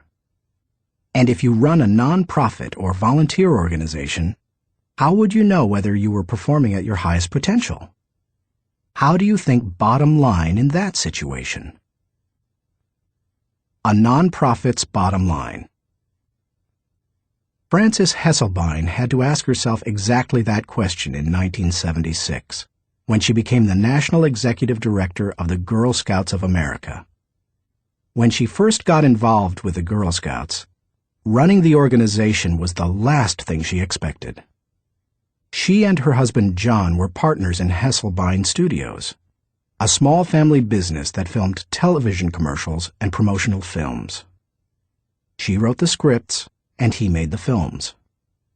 In the early 1950s, she was recruited as a volunteer troop leader at the Second Presbyterian Church in Johnstown, Pennsylvania. Even that was unusual, since she had a son and no daughters. But she agreed to do it on a temporary basis. She must have loved it, because she led the troop for 9 years. In time, she became council president and a member of the national board. Then she served as executive director of the Tallis Rock Girl Scout Council, a full-time paid position. By the time she took the job as CEO of the national organization, the Girl Scouts was in trouble. The organization lacked direction. Teenage girls were losing interest in scouting, and it was becoming increasingly difficult to recruit adult volunteers, especially with greater numbers of women entering the workforce. Meanwhile, the Boy Scouts was considering opening itself to girls. Hesselbein desperately needed to bring the organization back to the bottom line. We kept asking ourselves very simple questions, she says. What is our business? Who is our customer? And what does the customer consider value? If you're the Girl Scouts, IBM, or AT&T, you have to manage for a mission. Hesselbein's focus on mission enabled her to identify the Girl Scouts' bottom line.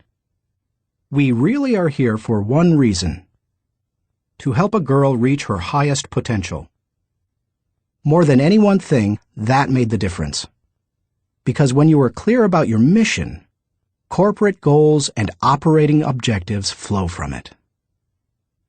Once she figured out her bottom line, she was able to create a strategy to try to achieve it.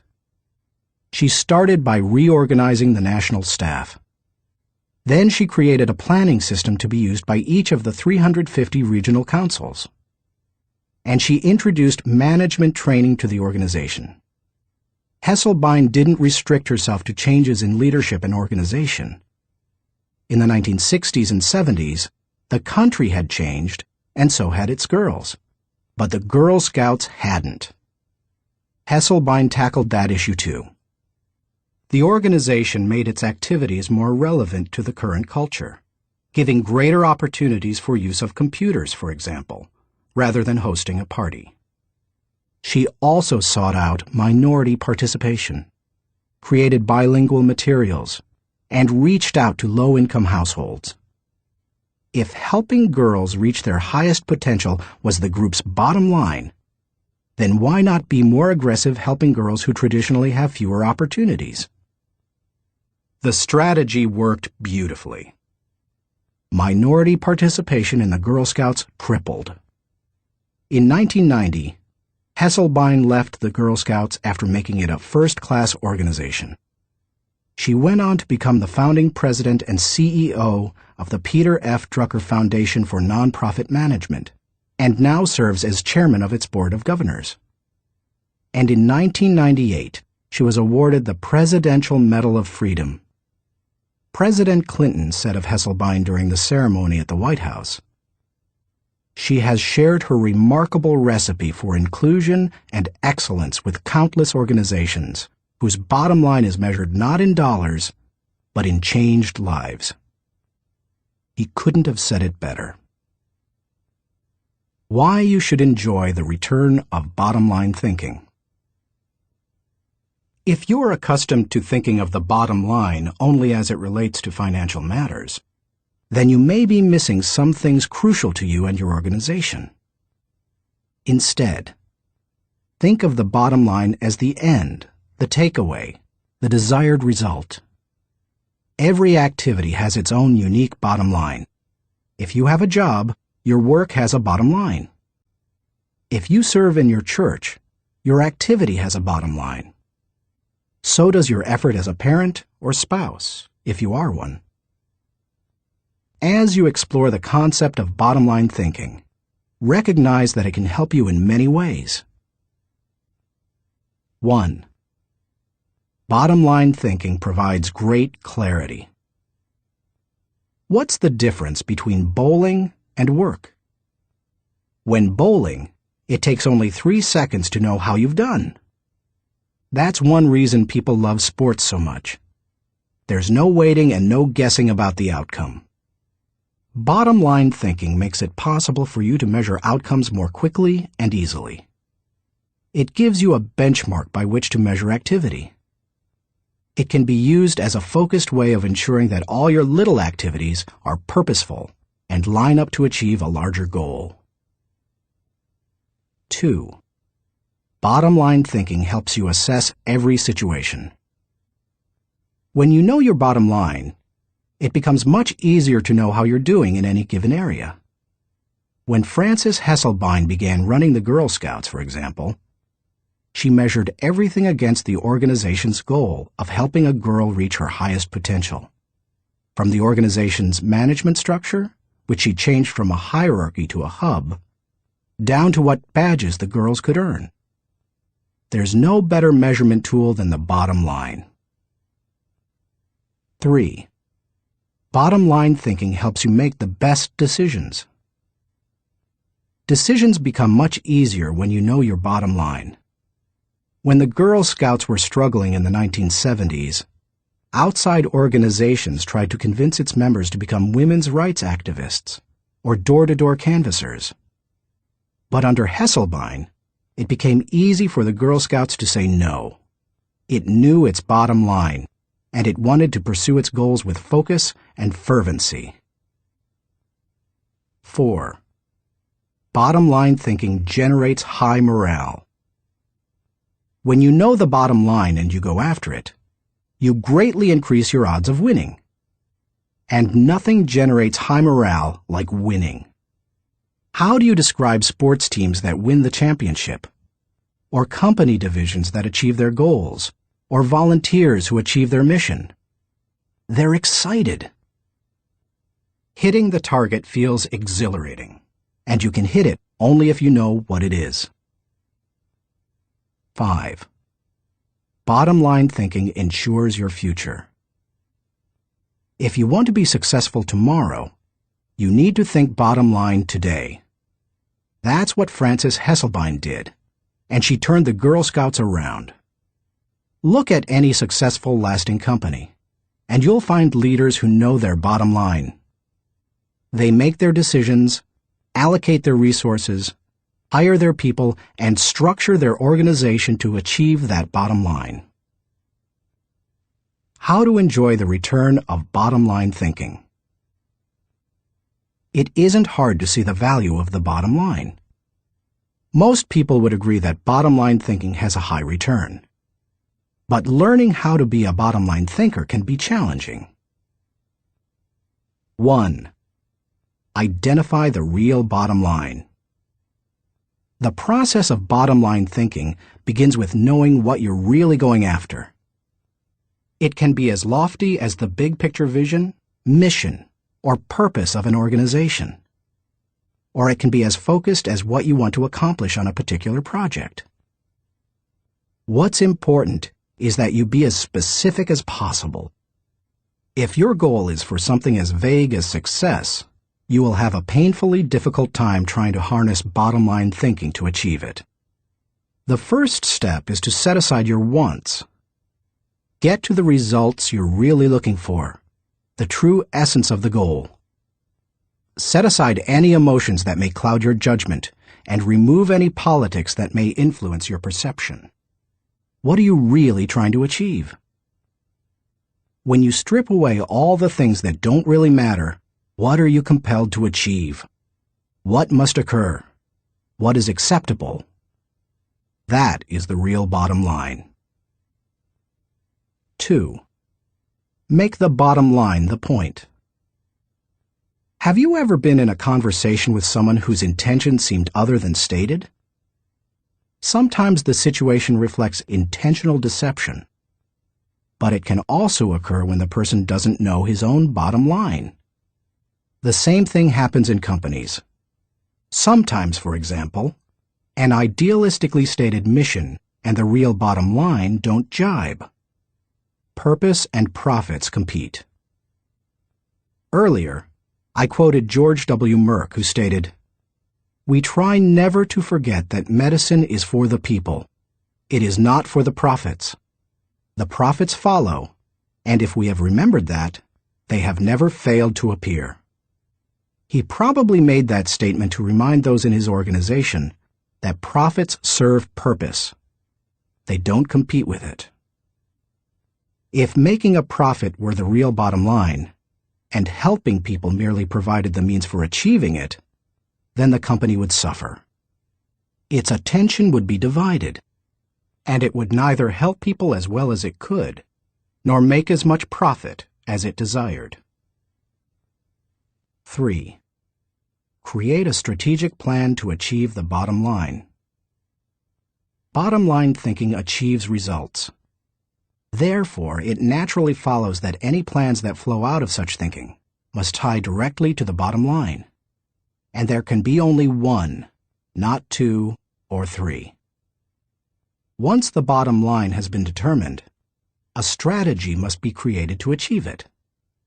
In organizations, that often means identifying the core elements or functions that must operate properly to achieve the bottom line. This is the leader's responsibility. The important thing is that when the bottom line of each activity is achieved, then the bottom line is achieved. If the sum of the smaller goals doesn't add up to the real bottom line, then either your strategy is flawed or you've not identified your real bottom line. 4. Align team members with the bottom line. Once you have your strategy in place, make sure your people line up with your strategy. Ideally, all team members should know the big goal as well as their individual role in achieving it. They need to know their personal bottom line and how that works to achieve the organization's bottom line. 5. Stick with one system and monitor results continually. Dave Sutherland, the president of one of my companies, ISS, believes that some organizations get into trouble by trying to mix systems. He maintains that many kinds of systems can be successful, but mixing different systems or continually changing from one to another leads to failure. Dave says, "Bottom line thinking cannot be a one-time thing. It has to be built into the system of working and relating and achieving. You can't just tune into the desired result every now and then. Achieving with bottom-line thinking must be a way of life, or it will send conflicting messages. I am a bottom-line thinker. It is part of my system for achievement. I practice it every day. No other measurements, no wasted efforts." Dave calls members of his field team every night to ask the bottom-line question they expect to hear. He continually keeps his eye on the company's bottom line by monitoring it for every core area. When it comes right down to it, regardless of your bottom line, you can improve it with good thinking. And bottom line thinking has a great return because it helps to turn your ideas into results. Like no other kind of mental processing, it can help you to reap the full potential of your thinking and achieve whatever you desire. Thinking question. Am I staying focused on the bottom line so that I can gain the maximum return and